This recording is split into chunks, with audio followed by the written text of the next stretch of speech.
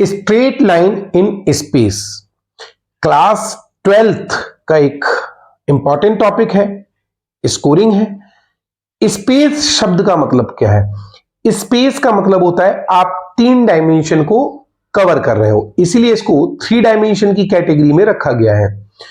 बहुत simple scoring topic है, easy है और जल्दी से क्वेश्चन सॉल्व हो जाते हैं। Also beneficial for JEE Mains. 2023 JEE Mains की डेट अनाउंस हो चुकी है और इसमें आप देखिएगा similar type of question class 12th standard के ही आपको देखने को मिलेंगे। Hello students, I am Manoj Batra. Welcome to our channel Batra Classes Jhansi. चलिए तो स्टार्ट करते हैं straight line in space. Students, first take 3Ds। 3D का मतलब क्या है? 3 डायमेंशन ले ली, X axis, Y axis, Z axis. ठीक है, ये 3 डायमेंशन को तीसरी डायमेंशन इसमें आपको नहीं दिखाई देगी। एक्स एक्सिस आराम से दिखेगी, वाई एक्सिस आराम से दिखेगी, क्योंकि ये 2 डायमेंशन है। हालांकि बोर्ड की थिकनेस को काउंट करें तो 3 डायमेंशन भी होगा, बट हम इसको जेड एक्सिस को यू बाहर की तरफ समझ लेंगे। तो ये एक्स एक्सिस हो गया, ये वाई एक्सिस हो गया और ये आपकी जेड एक्सिस होगी और पॉइंट यहां कहीं हवा में है, तभी तो चैप्टर का नाम पड़ गया स्ट्रेट लाइन इन 3 डायमेंशन। ठीक है ना, स्पेस। अब हम सपोज करें कि एक पॉइंट है ए, दैट इज मोस्ट इंपॉर्टेंट। मैंने एक वर्ड यूज किया पॉइंट। क्या पॉइंट एक वेक्टर होता है? नहीं होता। ठीक है, तो पॉइंट का मतलब क्या होता है? पॉइंट का मतलब होता है पोजीशन वेक्टर। क्या होता है? Position vector. मतलब किसी रेफरेंस फ्रेम में ये पोजीशन वेक्टर है। एक लाइन है जो इस पॉइंट से पास हो रही है। ठीक है, अब चूंकि हमने इसको पॉइंट बोला तो हमने रेफरेंस फ्रेम एक्स वाई और जेड एक्सिस रखा है, तो हम इसको ओरिजिन मान लें। तो पॉइंट का मतलब होता है this one. A line is passing through the point A, मतलब ये पोजीशन वेक्टर ऑफ ए हो गया। And this line is parallel to the another line whose direction is B. The most important thing, मैंने जो B vector को लिया इसको vector बोला, पोजीशन नहीं बोला, पॉइंट नहीं बोला। मैंने बोला a line which is passing through the point A and parallel to a vector. इस शब्द को मैं स्ट्रेस दे रहा हूं, vector, not a point. A line is passing through a point, that is, दोनों देखने में एक से लगते हैं, लिखने में एक से लगते हैं, पर दोनों का सेंस अलग है। Then what is the equation of this line? अब आपको जो पॉइंट ए से लाइन पास हो रही है इसकी इक्वेशन क्या है? तो हम क्या करेंगे, इस पर एक कोई वेरिएबल पॉइंट आर ले लेंगे, इसको पॉइंट ए मान लो, इसको पॉइंट बी ले लो। अब आप देख रहे हो, अगर मुझे ए बी निकालना है, ए बी वेक्टर, देखो मैं फिर सेंटेंस यूज कर रहा हूं, A B is a vector, it is not a point. A is a point, B is a point. Point means position vector. अब A B वेक्टर निकालना है तो हम क्या लिखेंगे? चूंकि ये वेरिएबल वेक्टर ले लिया और B को हमने पोजीशन वेक्टर माना, ठीक है ना, तो हम क्या लिखेंगे? OB minus OA। बताया था पिछले लेक्चर में, स्केलर डॉट प्रोडक्ट में भी, डायरेक्शन कोसाइन डायरेक्शन रेशियो वाले लेक्चर में भी बताया था कि पीछे वाले का पोजीशन वेक्टर माइनस आगे वाले का पोजीशन वेक्टर। तो हमारा OB क्या हो जाएगा? R माइनस ए। इस तरह से हमने ए बी वेक्टर फाइंड कर लिया। अब हम ये कह रहे हैं कि this is parallel to the vector B. अगर इसके पैरेलल है तो आप पैरेलल की कंडीशन जानते हो, नहीं जानते हो तो स्केलर प्रोडक्ट वाला हमारा पूरा वीडियो वॉच कीजिए। A B vector equals to lambda times of B, ये कंडीशन ऑफ पैरेललिज्म होती है, दो वेक्टर के पैरेलल होने की कंडीशन, कि एक वेक्टर दूसरे वेक्टर के साथ कनेक्ट होना चाहिए, किसी नंबर के थ्रू कनेक्ट होना चाहिए। जैसे हमने आपसे कह दिया 3a इक्वल टू 2b, बिल्कुल सही बात है। हमने इसको ऐसे लिख दिया a इक्वल टू 2/3, b, ये भी कोई बात नहीं। हमने लिख दिया b इक्वल टू 3/2a, ये भी। तो आप इनमें देखो, there is a connectivity between two vectors a and b by any number, किसी नंबर के साथ कनेक्टिविटी है भाई, तो नंबर के थ्रू हमने कनेक्ट कर दिया। तो हमने ए बी वेक्टर को और बी वेक्टर को आपस में नंबर के थ्रू, कोई एक lambda is a scalar constant, ध्यान रखना lambda is a scalar number, scalar constant है ना, नंबर है कोई, तो कनेक्टिविटी दे रही, तो ये पैरेलल होने की कंडीशन हो गई। तो अब बताओ हम ए बी वेक्टर को क्या लिख लेंगे, r minus a equals to lambda times of b, r equal to A plus lambda times of B. ये बन गई इस लाइन की इक्वेशन। ठीक है, इसको वेक्टर फॉर्म कहेंगे। कौन सी फॉर्म कहेंगे, वेक्टर फॉर्म। अब एक क्वेश्चन है कि सर आपने तो बोल दिया ये वेक्टर फॉर्म है, हम बी का मतलब समझ गए कि इसके हम पैरेलल हैं, और ए का मतलब है कि किसी पॉइंट ए से ये लाइन पास हो रही है। एक चीज ध्यान रखो बच्चों, अगर आप इनको पैरेलल वेक्टर बोल रहे हो, है ना, और इसको आपने बी वेक्टर लिया है, तो इसको भी आप बी वेक्टर की तरह ही ट्रीट कर सकते हो। डायरेक्शन जो आप इसकी लोगे वही इसकी ले लोगे। तो इससे क्या होता है, आसान हो जाता है कि अगर हमें किसी के पैरेलल नहीं गिवन है, सिर्फ उस वेक्टर की ही कोई डायरेक्शन गिवन है बी, तो हम डायरेक्टली इससे भी कर सकते हैं। जरूरी नहीं है कि बी के पैरेलल ही क्वेश्चन में लिखा हो। एक क्वेश्चन ऐसा लिख सकते हैं, a vector is passing through a point A whose direction is B. नहीं गिवन है कि ये किसी के पैरेलल है, इसकी डायरेक्शन गिवन है डायरेक्टली, ठीक है ना, तब उस सिचुएशन में हम यही डायरेक्ट फॉर्मूला लगा सकते हैं, क्योंकि हमें तो इसकी डायरेक्शन चाहिए थी। आप इसके पैरेलल की हेल्प से दे दो तो अच्छा है, डायरेक्ट बोल दो तो अच्छा है। अब हम इन पॉइंट्स को कार्टेशियन फॉर्म में सपोज कर लेते हैं। सपोज जो पोजीशन वेक्टर ऑफ ए है, इसको हमने ले लिया कुछ x1 y1 z1। Vector B है जो कि एक वेक्टर है, ये तो पोजीशन वेक्टर है, क्लियर, लेकिन ये वेक्टर है, बी इज ए वेक्टर। तो अगर कोई वेक्टर है तो ये दो फॉर्म में दिया जा सकता है, या तो डायरेक्शन रेशियो के टर्म में दे सकते हैं, या डायरेक्शन कोसाइन के टर्म में दे सकते हैं। जिनको नहीं पता है डायरेक्शन रेशियो, डायरेक्शन कोसाइन, वो हमारा वीडियो जाके प्लेलिस्ट में देख सकते हैं वेक्टर वाली। तो ये हमने मान लिए कि इनके डायरेक्शन रेशियोज क्या हैं, ए बी और सी डायरेक्शन रेशियोज हो गए। चूंकि हमने आर को एक वेरिएबल वेक्टर माना, लाइन बिना एक्स वाई जेड के तो अधूरी ने भाई। इक्वेशन किसे कहते हो, जिसमें एक्स वाई जेड हो, तो एक्स वाई जेड होना जरूरी है। तो हमने वेक्टर आर को मान लिया कुछ एक्स वाई जेड। क्यों ना हम यहां पर इसको पुट कर दें, ठीक है, पुट कर दीजिए, चलो यहां पुट कर दीजिए और बेस्ट रहेगा। आर की जगह क्या हो जाएगा हमारा x Y z, minus a की जगह क्या हो जाएगा x minus x one, sorry x one x one x one x one x1 y1 z1 equals to lambda times vector b के डायरेक्शन रेशियोज ले लिए ए बी सी। देखो अभी मैं इसके डायरेक्शन रेशियोज ले रहा हूं। डायरेक्शन रेशियो, डायरेक्शन कोसाइन कोई खतरनाक चीज नहीं होते, आई जे के कोएफिशिएंट ही होते हैं बस। यूनिट वेक्टर के फॉर्म में अगर वेक्टर गिवन है तो डायरेक्शन कोसाइन, और अगर सिंपल वेक्टर के फॉर्म में गिवन है तो डायरेक्शन रेशियोज। तो एक शब्द है डायरेक्शन रेशियो, डायरेक्शन कोसाइन, डरने वाली बात नहीं है। माइनस कर दो इसमें से x minus x one, Y minus Y one, Z minus Z one equals to lambda times of A, lambda times of B, lambda times of C. Equate कर दो, x minus x one equal to lambda times of A, Y minus Y one equal to lambda times of B, Z minus Z one equal to lambda times of C. क्या हम यहां से lambda की value निकाल सकते हैं? बिल्कुल निकाल सकते हैं। क्या निकालेंगे बोलो?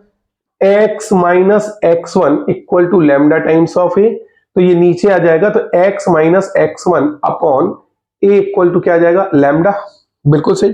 यहां से भी निकाल सकते हैं हम y minus Y one upon b equals to lambda, यहां से भी निकाल सकते हैं z minus Z one upon c equals to lambda.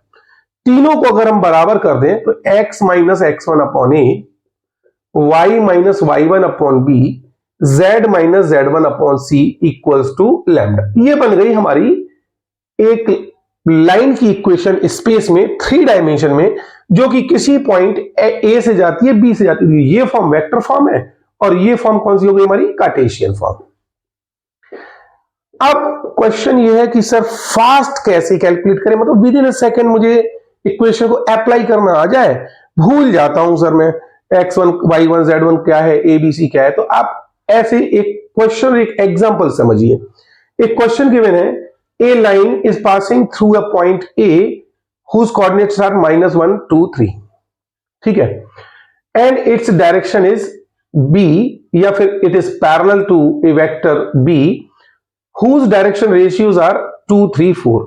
तो ये मैंने डायरेक्शन रेशियोज ले लिए, ठीक है, डीसी भी करके दिखाएंगे अभी हम। अब हमने पूछा इसकी इक्वेशन क्या है, तो आप पूछोगे सर किस फॉर्म में पूछ रहे हो। अगर मैंने पूछा वेक्टर फॉर्म तो आप ये फॉर्मूला लगाओगे, r इक्वल्स टू a यानी -1, 2, 3 plus lambda times of b 2, 3, 4। क्या दिक्कत है बताओ, a की जगह पॉइंट रखना है, b की जगह वो दूसरा वाला वेक्टर रखना है, उसकी टिप की डायरेक्शन रखनी है। और बोला नहीं सर इसको कार्टेशियन फॉर्म में कैसे लिखें, तो देखो ऐसे लिखा करो, पहले पॉइंट को मार्क कर लो बहुत आराम से, जिस पॉइंट से लाइन पास हो रही है उसको मार्क कर लो। अब देखो ये पॉइंट्स कौन से हैं, -1, 2, 3। तो सबसे पहले क्या किया करो, ऊपर वाली लाइन लिखा करो, ये वाली। कैसे लिखेंगे, x माइनस, ये -1 है तो क्या हो जाएगा +1। आपको ये a के कोऑर्डिनेट सब्सट्रैक्ट करते जाना है, ठीक है, इक्वल y माइनस, इसको सब्सट्रैक्ट करो कितना हो जाएगा 2, इक्वल्स z -3। तो आपने देखो ये पॉइंट से जो पास हो रहे थे ना उसी को लिखा, x -1 तो प्लस हो गया, y -2 z -3। तो ऊपर क्या कर दिया, x में से x को सब्सट्रैक्ट किया, y में से y को और z में से z। अपॉन में इसमें डायरेक्शन डाल दो, डायरेक्शन मतलब जो वेक्टर b गिवन है उसके जो पॉइंट्स हैं वो डायरेक्शन रेशियो है, तो डायरेक्शन रेशियो डाल दो, नीचे क्या जाएगा 2, 3, 4 बन गई। तो दोनों ही एक ही लाइन को रिप्रेजेंट कर रहे हैं, बस ये वेक्टर फॉर्म में है और ये कार्टेशियन फॉर्म में। और इसके बराबर आप लैम्डा लिख लीजिए, क्योंकि हर एक रेशियो लैम्डा के बराबर लिया जाता है, अज्यूम किया जाता है। तो it is just an introduction कि स्ट्रेट लाइन इन स्पेस को हमें कैसे स्टार्ट करना है। तो इससे आप कम से कम एक्सरसाइज 1 किसी भी बुक की आराम से इजीली लगा सकते हैं। तो अभी हम कुछ इनके एग्जांपल समझते हैं। तो this is an very simple concept. आप पहले आप इसका एक अच्छा सा स्क्रीनशॉट ले लीजिए please. 1 point form of line हम समझ गए, अब हमें समझना है 2 point form of the line. क्या मतलब है इसका, समझते हैं।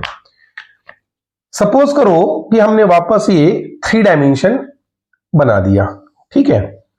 ये एक लाइन है जो कि किन्हीं 2 पॉइंट्स A और B से पास होती है, और ये हमने रेफरेंस फ्रेम मान लिया ओरिजिन O, ठीक है।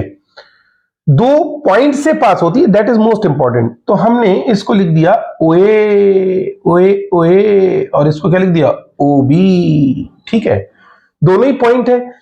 इंपॉर्टेंट ये है कि हमें इस वेक्टर की डायरेक्शन नहीं दी है, तो डायरेक्शन निकाली जा सकती है ना। कैसे निकाली जा सकती है, देखो अगर हमने बोला what is the vector AB, तो हम क्या कहेंगे OB माइनस OA। अगर मैं पोजीशन वेक्टर को स्मॉल लेटर A और स्मॉल लेटर B से लिख दूं तो क्या लिखूंगा B माइनस A। तो हमें इसकी डायरेक्शन पता चल गई। तो ये जो टिप बनी हुई है, अगर मैं पूछूं what is the direction of this, तो आप क्या कहोगे B माइनस A। ये इसकी डायरेक्शन होगी वेक्टर की, क्योंकि अब ये वेक्टर में कन्वर्ट हो गया, ठीक है। अब पूछा what is the equation of the line, तो भाई एक पॉइंट कुछ और मान लो, C मान लो, वेरिएबल R वेक्टर, ये पॉइंट C ले लिया हमने, ठीक है। तो हमने कहा कि अब बताओ इसकी इक्वेशन क्या होगी। तो हम जैसे हम ए बी निकाल सकते हैं वैसे हम ए सी भी निकाल सकते हैं। ए सी कितना आ जाएगा बोलो, हमारा पोजीशन वेक्टर ऑफ सी, ये देखो यहां से ये मिला दो तो पोजीशन वेक्टर, तो हम पॉइंट को बोलते हैं तो पोजीशन वेक्टर ही मतलब होता है माइनस ओ ए, ओ सी मतलब आर माइनस ए। दोनों को बराबर कर दो, क्यों, क्योंकि पैरेलल की कंडीशन है ना, लैम्डा टाइम्स करके। तो हम क्या कहेंगे, इफ पैरेलल या कॉलिनियर, ये कॉलिनियर दिखाया मैंने आपको, तो कॉलिनियर हो या पैरेलल हो, और पैरेलल दोनों ही सिचुएशन में कनेक्टिविटी होती है दो वेक्टर के बीच में, a टाइम्स ऑफ कुछ भी ले लो, x vector time equals to lambda times of vector b। इस तरह से कनेक्टिविटी होती है इनके बीच में, है ना, x और y के बीच में। तो अब हम ये कह सकते हैं ना कि AC vector is equals to lambda times of AB vector. क्या प्रॉब्लम है, हम जानते हैं ना इस कंडीशन को हमें पैरेलल के लिए यूज करना है। इनकी कनेक्टिविटी को यहां लिख लेते हैं। AC वेक्टर क्या आ गया हमारा R minus a equals to lambda times of, और AB कितना आ गया हमारा B माइनस ए। इसको इधर ले आओ, R equal to A plus lambda times of B minus A. ये 2 point form of the line आ गई जो कि वेक्टर फॉर्म में है, वेक्टर फॉर्म। ध्यान रखो मैं ये कह रहा हूं it is a 2 point form, ठीक है। और एक अभी इसके पहले बताई थी हमने 1 point form. One point form में क्या था, लाइन किसी एक पॉइंट ए से पास हो रही थी और इसकी डायरेक्शन बी थी। इक्वेशन थी r equal to A plus lambda times of b. यहां याद रखो बी एक वेक्टर था जो कि इसकी डायरेक्शन थी, यहां पर वेक्टर इसकी डायरेक्शन नहीं दी थी तो हमने निकाली। तो दोनों देखो सिमिलर पैटर्न पे ही काम कर रही हैं। अब अगर हम आर को ले लें कुछ एक्स वाई जेड, बी को ले लें कोई पॉइंट, ए को कोई पॉइंट ले लें हम x1 y1 z1 और बी को ले लें x2 y2 z2, ठीक है। और आर को वेरिएबल लेना था इसलिए हमें x y z लिया और यहां पर इस वाली जगह हम रख दें। आर की जगह क्या लिख दें बोलो, x y z, minus a की जगह क्या लिख दें हम x1 y1 z1, ठीक है, ये कॉमा है, कॉमा ऐसा लिख दिया अच्छे से, और equals to lambda times of ये क्या आ जाएगा हमारा x2 माइनस x1 और b माइनस है ना, और ये आ जाएगा हमारा y2 माइनस y1, ये आ जाएगा z2 माइनस z1। b में से a को सब्सट्रैक्ट कर दिया, यहां से इसको सब्सट्रैक्ट करो, देखो क्या आएगा x minus x1 comma y minus y1, ये कॉमा का साइन है बच्चों, है ना, गड़बड़ ना हो जाए, y minus y1 and z minus z1 equals to lambda times of x minus x1 comma lambda times of y minus x2 minus x1 y2 minus y1 and lambda times of z2 minus z1, और इसको हमने bracket में लिख दिया। अब comparing की दोनों तरफ i से i का कोएफिशिएंट बराबर ले लो, y से j का और k से k का, तो हमारा आ जाएगा x माइनस x1 अपॉन, देखो ये दोनों को इक्वेट कर देंगे equal to lambda times of x2 minus x1 आ जाएगा, ठीक है। इसके हम अपॉन में डाल देंगे, x minus x1 upon x2 minus x1, similarly y minus y1 upon y2 minus y1, z minus z1 upon z2 minus z1 equals to lambda. ये बन गई इक्वेशन, तीनों को बराबर कर दिया, एक को मैंने करके दिखा दिया, दो को आप कर लो भैया बैठे बैठे, हल्दी बैठ के करने से तो अच्छा है कि भाई इसको कुछ कर लिया जाए प्रूफ। वन पॉइंट फॉर्म में क्या था, x minus x1 upon A, y minus y1 upon B and z minus z1 upon C. बच्चों समझो इस बात को, बहुत गहराई है। अपॉन में जो लिखा है वो किसी वेक्टर के डायरेक्शन रेशियोज है, और यहां जो अपॉन में लिखा है ये पहले वेक्टर में कन्वर्ट किया, x2 माइनस, तो निकाले तो डायरेक्शन रेशियो थी ना, तो दोनों एक ही तरीके से तो वर्क कर रही हैं। हमने एक एग्जांपल लिया कि सपोज करो एक लाइन है, ये दो पॉइंट ए और बी से पास हो रही है, पॉइंट मतलब पोजीशन वेक्टर्स, कुछ -1 2 और 3 टाइप का और 4 5 और -1 टाइप का, इस टाइप का ले लिया। हमने कहा what is the equation of the line. आपको जल्दी से फटाक से एक बार में इस क्वेश्चन में इक्वेशन लिखनी है, तो कैसे लिखेंगे, हम मान लेंगे कि ये कोई पॉइंट हमारा x1 y z1 है, तो x से x सब्सट्रैक्ट करते जाओ, x माइनस -1 करोगे तो क्या आ जाएगा +1 equal to y minus 2 equal to z minus 3। तो किसी भी एक पॉइंट को आपने सब्सट्रैक्ट करके लिख लिया and divide by the direction ratios.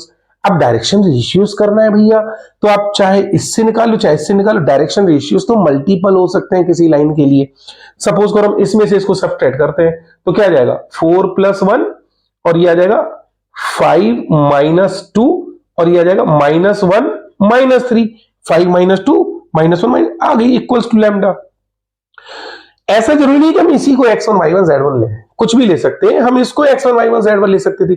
अगर हम शुरुआत यहां से करते तब हम लाइन की इक्वेशन कुछ ऐसी लिखते, x - 4 y - 5 equal to z + 1 divide by the direction ratios. Direction ratios हमें पता नहीं है तो निकाल लेंगे। अब इससे इसको सब्सट्रैक्ट कर दो, -1 - 4 2 -5 और 3 + 1। ऐसा भी अगर आप करेंगे तो ये दोनों एक ही लाइन है भाई, लिखने का तरीका अलग अलग आ गया, पॉइंट हमने अलग शो कर दिया कि इस पॉइंट से जा रही, एक लाइन तो करोड़ों पॉइंट से जा सकती है, तो आंसर कैसे अलग आ सकता। तो इसका मतलब दोनों एक ही तरीके से लिखी जा सकती हैं। तो आप 1 पॉइंट फॉर्म समझ गए लाइन की, 2 पॉइंट फॉर्म समझ गए। अब इनके कुछ एग्जांपल्स से हम प्रैक्टिस करते हैं। तो पहले आप इसका एक अच्छा सा स्क्रीनशॉट लीजिए प्लीज। दो एग्जांपल्स के थ्रू इन कॉन्सेप्ट को समझते हैं जो अभी हमने डिस्कस किए हैं। पहला क्वेश्चन है, find the vector equation of the line passing through the point A and b, find also its cartesian equation. देखो पहले पार्ट में आपसे वेक्टर इक्वेशन पूछा गया और दूसरे पार्ट में आपसे इसी के सेकंड पार्ट में बोला गया कार्टेशियन इक्वेशन बताओ। तो हमें कुछ नहीं करना है, आंसर समझते हैं पहले क्वेश्चन का कि ये एक लाइन है, दो पॉइंट हैं ए और बी, इनसे कोई लाइन पास हो रही है। तो ये आ गया 3 4 -7 और ये आ गया 1 -1 1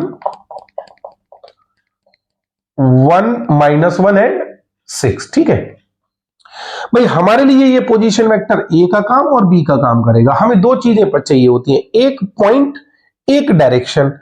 तो हम पॉइंट इसको हम चाहे ऐसे लिख लेंगे r equal to A plus lambda times of B minus A, जो आप लिखते हो। मैं कैसे करता हूं, r इक्वल टू दोनों में से कोई एक पॉइंट लिख दो, ठीक है, जो अच्छा लगे, ये अच्छा लगे ये अच्छा लगे। मान लो ये अच्छा लग गया मुझे, तो क्या लिखूंगा 3 4 -7 प्लस लैम्डा टाइम्स ऑफ। अब यहां पर मुझे चाहिए होती है डायरेक्शन, तो डायरेक्शन अगर पॉइंट्स गिवन है तो डायरेक्शन रेशियोज निकाल लो।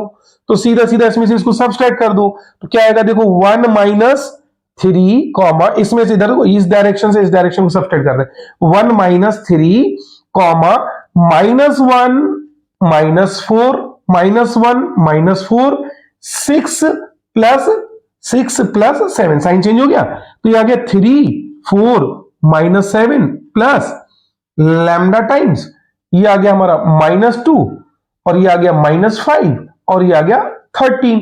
कितना सिंपल था, हमें दो चीजें चाहिए, एक पॉइंट एक डायरेक्शन। पॉइंट दोनों में से कोई एक सिलेक्ट कर लो, डायरेक्शन किसी एक डायरेक्शन में आप डायरेक्शन रेशियोज ले लो, जिसको आप पहली बार पॉइंट सपोज करोगे तो दूसरे वाले में से पहला सबस्ट्रेट कर लो। अगर आपने इसको पहला पॉइंट सपोज किया तो फिर इसमें से इसको सबस्ट्रेट कर लो, आंसर तो वही आना है। हाँ साइन चेंज आ सकता है आपका, पर उसमें प्रॉब्लम नहीं है क्योंकि आपने अलग पॉइंट से उसको स्पेसिफाई करके और अलग डायरेक्शन रेशियोज अपोजिट लेके कर दिया होगा, बस इतना ही तो अंतर आएगा, बट आंसर डिफरेंट नहीं होगा, इक्वेशन उसी लाइन की होगी। और अगर मैंने बोला नहीं साहब इसकी हमें कार्टेशियन इक्वेशन लिख के दिखाओ, तो हम देखो किसी एक पॉइंट को ले लेंगे और x में से x सब्सट्रैक्ट करेंगे। तो ये कौन सी फॉर्म आ गई हमारी, वेक्टर फॉर्म।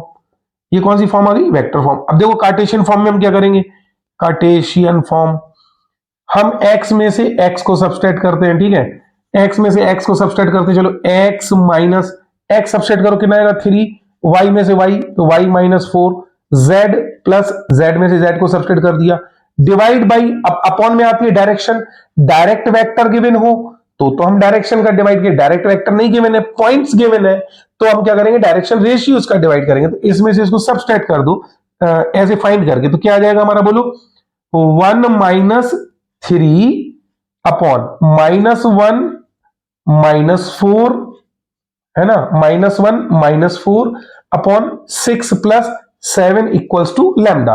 तो ये आ जाएगा हमारा x -3 upon -2 y -4 upon -5 plus equal, sorry ये इक्वल है, इक्वल ठीक है ना, इक्वल ये 4 equal z plus 7 upon 13 equals to lambda. तो ये आप देखो ये जो पॉइंट है ये ऊपर सब्सट्रैक्शन में आया 3 4 और +7 और अपॉन में डायरेक्शन रेशियोज देखो, जो यहां वेक्टर फॉर्म लिख रहे थे -2 -5 13, ये आ गया -2 -5 13। तो ये कार्टेशियन फॉर्म, ये वेक्टर फॉर्म। कितना सिंपल क्वेश्चन है, एक छोटा मोटा क्वेश्चन इससे किया जा सकता है। अब सेकेंड क्वेश्चन का आंसर समझते हैं ना। The points a b and c are the 3 vertices of a parallelogram. एक छोटा सा अपन पैरेललोग्राम बना लेते हैं, ठीक है, ए बी सी डी, ठीक है। Find 3 vertical parallelogram, find the vector and cartesian equations of the a b and b c. हमें ए बी की और बी सी इनकी इक्वेशंस फाइंड करना है। तो भाई ए के कोऑर्डिनेट क्या गिवन है, पहले वो लिख लो 4 5 10 4 5 10। पोजीशन वेक्टर, अगर पॉइंट गिवन है मतलब पोजीशन वेक्टर गिवन है 2 3 4। ये भी क्या है पोजीशन वेक्टर। सी क्या गिवन है 1 2 माइनस, तो आखिरी में क्वेश्चन बोला गया है कि डी फाइंड करो, तो इसको हम एक्स वाई जेड मान ले रहे हैं। तो पहले चलो हम ए बी की इक्वेशन निकालते हैं। हमारे लिए 2 पॉइंट्स काफी हैं, अभी हमने किया ना 2 पॉइंट से इक्वेशन कैसे निकालते हैं, वैसे ही निकाल देते हैं। तो अगर हमें वेक्टर फॉर्म में लिखना है तो आर इक्वल टू किसी एक पॉइंट को हम वेक्टर ले लेंगे, तो क्या आएगा 4 5 10, ये वेक्टर ए का काम करेगा, प्लस लैम्डा टाइम्स, अब हमें इसकी डायरेक्शन लिखनी है, तो डायरेक्शन इसमें से इसको सब्ट्रैक्ट कर दो, सेकंड पॉइंट में से फर्स्ट पॉइंट, तो क्या आएगा 2 minus 4 comma 3 minus 5 comma 4 minus कितना आ जाएगा 10, कितना आ गया हमारा बोलो 4 5 10 प्लस लैम्डा टाइम्स ऑफ -2, और ये आ गया आपका -2, और ये आ गया -6। तो ये ए बी की इक्वेशन आ गई है ना, equation of A be in vector form. अगर हमने इसकी ए बी की कार्टेशियन इक्वेशन निकालना है तो क्या करेंगे हम, कार्टेशियन इक्वेशन भी इसी से ही निकाल दो ना डायरेक्ट, पॉइंट ए पता है और उसकी डायरेक्शन में पता चली गई, तो x minus 5 equal to y minus 5 equal to z minus 10 divided by the direction. तो अब चाहे x2 माइनस x1 करके निकालो, मुझे तो यहां सीधा सीधा दिख रहा है -2 -6। अगर नंबर्स कभी भी डिविजिबल आ जाए, किसी एक नंबर से डिविजिबल, तो उसे डिवाइड कर दो तो और सिंप्लीफाइड फॉर्म हो जाती है उसकी, x माइनस 5 -2 से डिवाइड कर दो सब में 1, और यह आ जाएगा y माइनस 5 अपॉन 1 और z minus 10 upon 3। Same number से अगर डिविजिबल है डिनोमिनेटर के नंबर्स, तो इक्वल्स टू में क्या लिख दो लैम्डा। तो ये ए बी की इक्वेशन आ गई। अब देखो बीसी की इक्वेशन कैसे निकालेंगे, इक्वेशन ऑफ बीसी, भाई फिर वही बात है, 2 पॉइंट है हमारे लिए, तो बीसी में लिख लो आप r equals to, vector form लिख रहा हूं ठीक है ना, r equals to 2 3 4 plus lambda times, अब देखो इसमें से इसको माइनस करो, 1 माइनस 2 -1, 2 माइनस 3 -1, -1 -4 कितना आएगा -5, -1 -4। हमें चाहिए था एक पॉइंट और एक चाहिए थी डायरेक्शन, जो कि डायरेक्शन रेशियोज की हेल्प से निकाल दी। अगर मैंने बोला इसकी कार्टेशियन इक्वेशन बताओ, कार्टेशियन इक्वेशन, तो कार्टेशियन इक्वेशन क्या करेंगे, x ये पॉइंट लिख लेंगे, x minus 2 y minus 3 z minus 4 divided by the direction, direction में जो दी है वो ले लो, -1 -5 इक्वल्स टू लैम्डा। अब देखो माइनस साइन अगर आप कॉमन भी ले लेते तो 115 भी आंसर में दे सकते हैं, तो उससे कोई प्रॉब्लम नहीं है, सिंप्लीफाइड सिंपल रेशियो में कन्वर्ट कर देते हैं। अब पॉइंट डी के कोऑर्डिनेट्स निकालने हैं, पॉइंट डी के कोऑर्डिनेट्स, इनके डायगोनल्स एक दूसरे को इंटरसेक्ट करेंगे पैरेललोग्राम के, तो कुछ पॉइंट ई मान लिया हमने, तो ये मिड पॉइंट हो गया, यानी mid point of AC equal to mid point of BD same होना चाहिए। तो देखो एसी का मिड पॉइंट क्या आएगा, मिड पॉइंट का फॉर्मूला बताया था अगल धन बगल बटे 2, जैसे ए ये है और सी है, अगल में देखो यहां 4 यहां 1, तो एसी का मिड पॉइंट कैसे निकालोगे, mid point of AC, AC कितना आ जाएगा देखो 4 प्लस 1/2, एक्स में एक्स ऐड कर दो डिवाइड बाई 2, वाई में वाई ऐड कर दो 5 प्लस 2/5 प्लस 2/2 कॉमा 10 माइनस 1/2, तो कितना आंसर आ गया हमारा 5/2 7/2 एंड 9/2। सिमिलरली यहां से जो हम बीडी का मिड पॉइंट निकालेंगे, और दोनों मिड पॉइंट सेम होंगे, एक ही जगह इंटरसेक्ट कर रहे हैं, तो इसका मिड पॉइंट क्या जाएगा बीडी का, देखो x प्लस 2, x मान लिया ना इसको, x प्लस 2/2 और ये आ जाएगा आपका 3y प्लस 3/2 और z प्लस 4/2, z प्लस 4/2, और इसको बराबर कर दो इसके 5/2 7/2 9/2।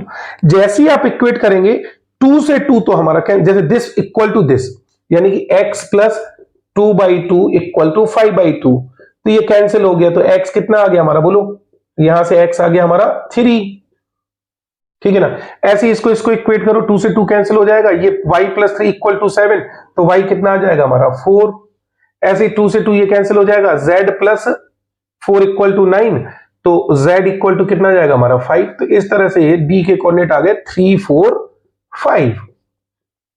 सिंपल क्वेश्चन था, लेकिन ये बोर्ड में इस टाइप का पैरेललोग्राम का क्वेश्चन बहुत पूछा जाता है।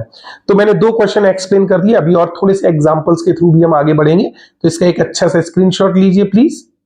आप समझते हैं third and fourth example. Find the vector equation of a line passing through the point i cap minus 2j cap plus 3k cap and whose DCs are. तो डीसीज कोई बला नहीं है, डीसीज क्या है तो एक वेक्टर ही, लेकिन बस यूनिट वेक्टर के फॉर्म में है। मतलब क्या है, आंसर क्वेश्चन नंबर थर्ड समझते हैं। अगर मैंने ये कह दिया a line is passing through the point A whose points are x1 y1 z1 and its direction is b। देखो अभी तक मैं ऐसे लिखता था, तो मैं बोलता था ए बी सी, और ए बी सी क्या बोलता था मैं, डायरेक्शन रेशियोज। लेकिन अगर मैं b की जगह b को यूनिट वेक्टर लिख दूं, उस स्थिति में ये डायरेक्शन रेशियोज किस में कन्वर्ट हो जाते हैं, डी सीज में। तो डीसीज और डीआर कुछ नहीं है, आपको वेक्टर के फॉर्म में डायरेक्शन गिवन है या यूनिट वेक्टर के फॉर्म में गिवन है, एलएमएन। अगर आपको इस फॉर्म में दिया है तो पक्का समझ जाओ ये अपने आप ही डायरेक्शन रेशियो है। अगर यूनिट वेक्टर दिया है तो पक्का समझ जाओ डीसीज गिवन है। करना कुछ नहीं है, करना वही है, लाइन की इक्वेशन वही होती है, a plus lambda times of b। ये डीआर के फॉर्म में है, बस आप यहां पर इसको रिप्लेस कर दो, r इक्वल टू क्या कर दोगे, a plus lambda times of unit vector of b। तो ये डीसीज के फॉर्म में है, आंसर तो सेम ही है ना, डीआर या डीसीज, जैसा गिवन हो क्वेश्चन के अकॉर्डिंग।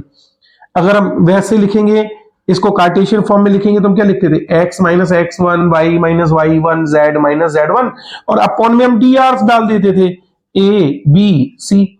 लेकिन अगर हमें डीसीज गिवन होंगे तो हम क्या लिखेंगे, x minus x1 y minus y1 z minus z1, बस अपॉन में हम dr की जगह क्या ले लेंगे, डीसीज ले लेंगे। भाई दिया डीसीज है तो डीसीज लो ना, प्रॉब्लम क्या है, जो दिया है वो लो, डायरेक्शन जिस फॉर्म में गिवन है वैसे लो। तो फिर आप समझ लो इसमें क्वेश्चन में क्या होना चाहिए, find the equation of a line passing through this and whose DCs are this. अब मैं किस फॉर्म में लिखूं बताओ, मैं अगर वेक्टर फॉर्म में देना चाहता हूं इसका आंसर, वेक्टर फॉर्म में, तो मैं क्या लिखूंगा, r इक्वल्स टू ए की जगह क्या ले लूंगा बोलो, minus i cap plus 2j, sorry minus i cap, उल्टा लिख दिया ना, सॉरी, इसको सुधार लेता हूं। वेक्टर r इक्वल टू क्या गया हमारा, i cap minus 2j cap plus 3k cap plus lambda times DCs ले लो यहां पे जो दिया हमें, 3i cap plus 4j cap plus sorry minus 2k cap. तो ये ले लो, क्या दिक्कत क्या है। अगर मैंने कहा नहीं इसको कार्टेशियन फॉर्म में लिख के दिखाओ, तो कार्टेशियन फॉर्म में भी लिख देंगे, हमारा क्या बिगड़ रहा, लिखना तो वैसे ही है ना, x माइनस पॉइंट जहां से पास हो रहा है ले लो 1 माइनस 2 और 3 ना, x minus 1 y plus 2 z minus 3, ये पॉइंट हो गया। अपॉन में डायरेक्शन, अब डायरेक्शन इन्होंने भैया dr में दी हो सो dr में लिख लो, और अगर dc's में दी हो तो dc's में लिख लो। तो dc's में गिवन है तो हम क्या लिखेंगे, 3 4 माइनस 2, बस ये dc's है, dr की जगह और क्या है, कुछ नहीं। तो इस तरह से हम क्वेश्चन को सॉल्व कर लेंगे। हाँ ये क्वेश्चन थोड़ा सा जरूरी है समझना, क्योंकि मोस्टली बच्चे इसको एग्जीक्यूट करने में प्रॉब्लम करते हैं। तो आंसर 4 को समझते हैं पहले, है ना। अब समझते, देखो सबसे पहले आप ये देखो कि जो लाइन की इक्वेशन है उसमें x माइनस x1 होता है, यानी x का कॉफिशिएंट क्या होता है, 1 होता है ना। और यहां भाई साहब क्या हो गया, x का कॉफिशिएंट क्या हो गया, 6 हो गया। गड़बड़ है ना मामला, जब तक मैच नहीं करेगा ना तब तक आंसर नहीं आएगा। जैसे साड़ी के फॉल से मैच किया रहा है, सुना है ना गाना, तो ऐसे ही इसको भैया मैच कराओ, x का कॉफिशिएंट 1 कराओ, ठीक है। तो ये क्या जाएगा बोलो, 6x minus 2 equal to 3y plus 1 equals to 2z minus 2। तो ये देखो मेरे सारे x y z के कॉफिशिएंट ही गड़बड़ है, तो पहले x का और y का और z का कॉफिशिएंट 1 करो। तो देखो इसके अपन में कुछ नहीं लिखा है, तो डायरेक्शन को क्या ले लेंगे हम, 1। अब इसे हमें 1 करना है, तो हम क्या करेंगे, इसमें से 6 कॉमन ले लेंगे, ऊपर ऊपर कॉमन ले लेंगे तो क्या आ जाएगा, x माइनस, अब 2/6 कितना हो जाएगा, 1/3, ये आ जाएगा। इसमें से 3 कॉमन ले लेंगे, y प्लस 1/3, और इसमें से 2 कॉमन ले लेंगे तो क्या आएगा, z माइनस 1, जो और अपॉन में जो 1 था वो रहेगा ही ना, वो कहां भागेगा। अब इस इक्वेशन में कहीं पे भी x का कॉफिशिएंट नाम की कोई चीज तो है नहीं, तो इसको उठा के यहां नीचे पटक दो, मतलब इसको नीचे लेके आ जाओ। जैसे कोई चीज नीचे से ऊपर डिनोमिनेटर से जाती है तो ऊपर से नीचे भी आ सकती है, तो यह आ जाएगा x माइनस 1/3 डिवाइडेड बाई 1/6 और ये y प्लस 1/3 डिवाइडेड बाई 1/3, ये भी भाई साहब ऊपर से नीचे टपक गए, और ये आ जाएगा z माइनस 1 अपॉन, इनको भी नीचे टपका दो, क्या आ जाएगा 1/2। हो तो सब कुछ सही गया, कोई दिक्कत नहीं है, लेकिन एक चीज ध्यान रखनी है, इसके बाद कभी भी क्वेश्चन आ जाए, डिनोमिनेटर कभी भी a b c direction ratios हो या डायरेक्शन कोसाइंस हो, ये फ्रैक्शन में नहीं होने चाहिए। 1/6 1/3 ये फ्रैक्शन में ना, फ्रैक्शन की जगह सिंपल रेशियो में होना चाहिए। तो convert denominator into simple ratio.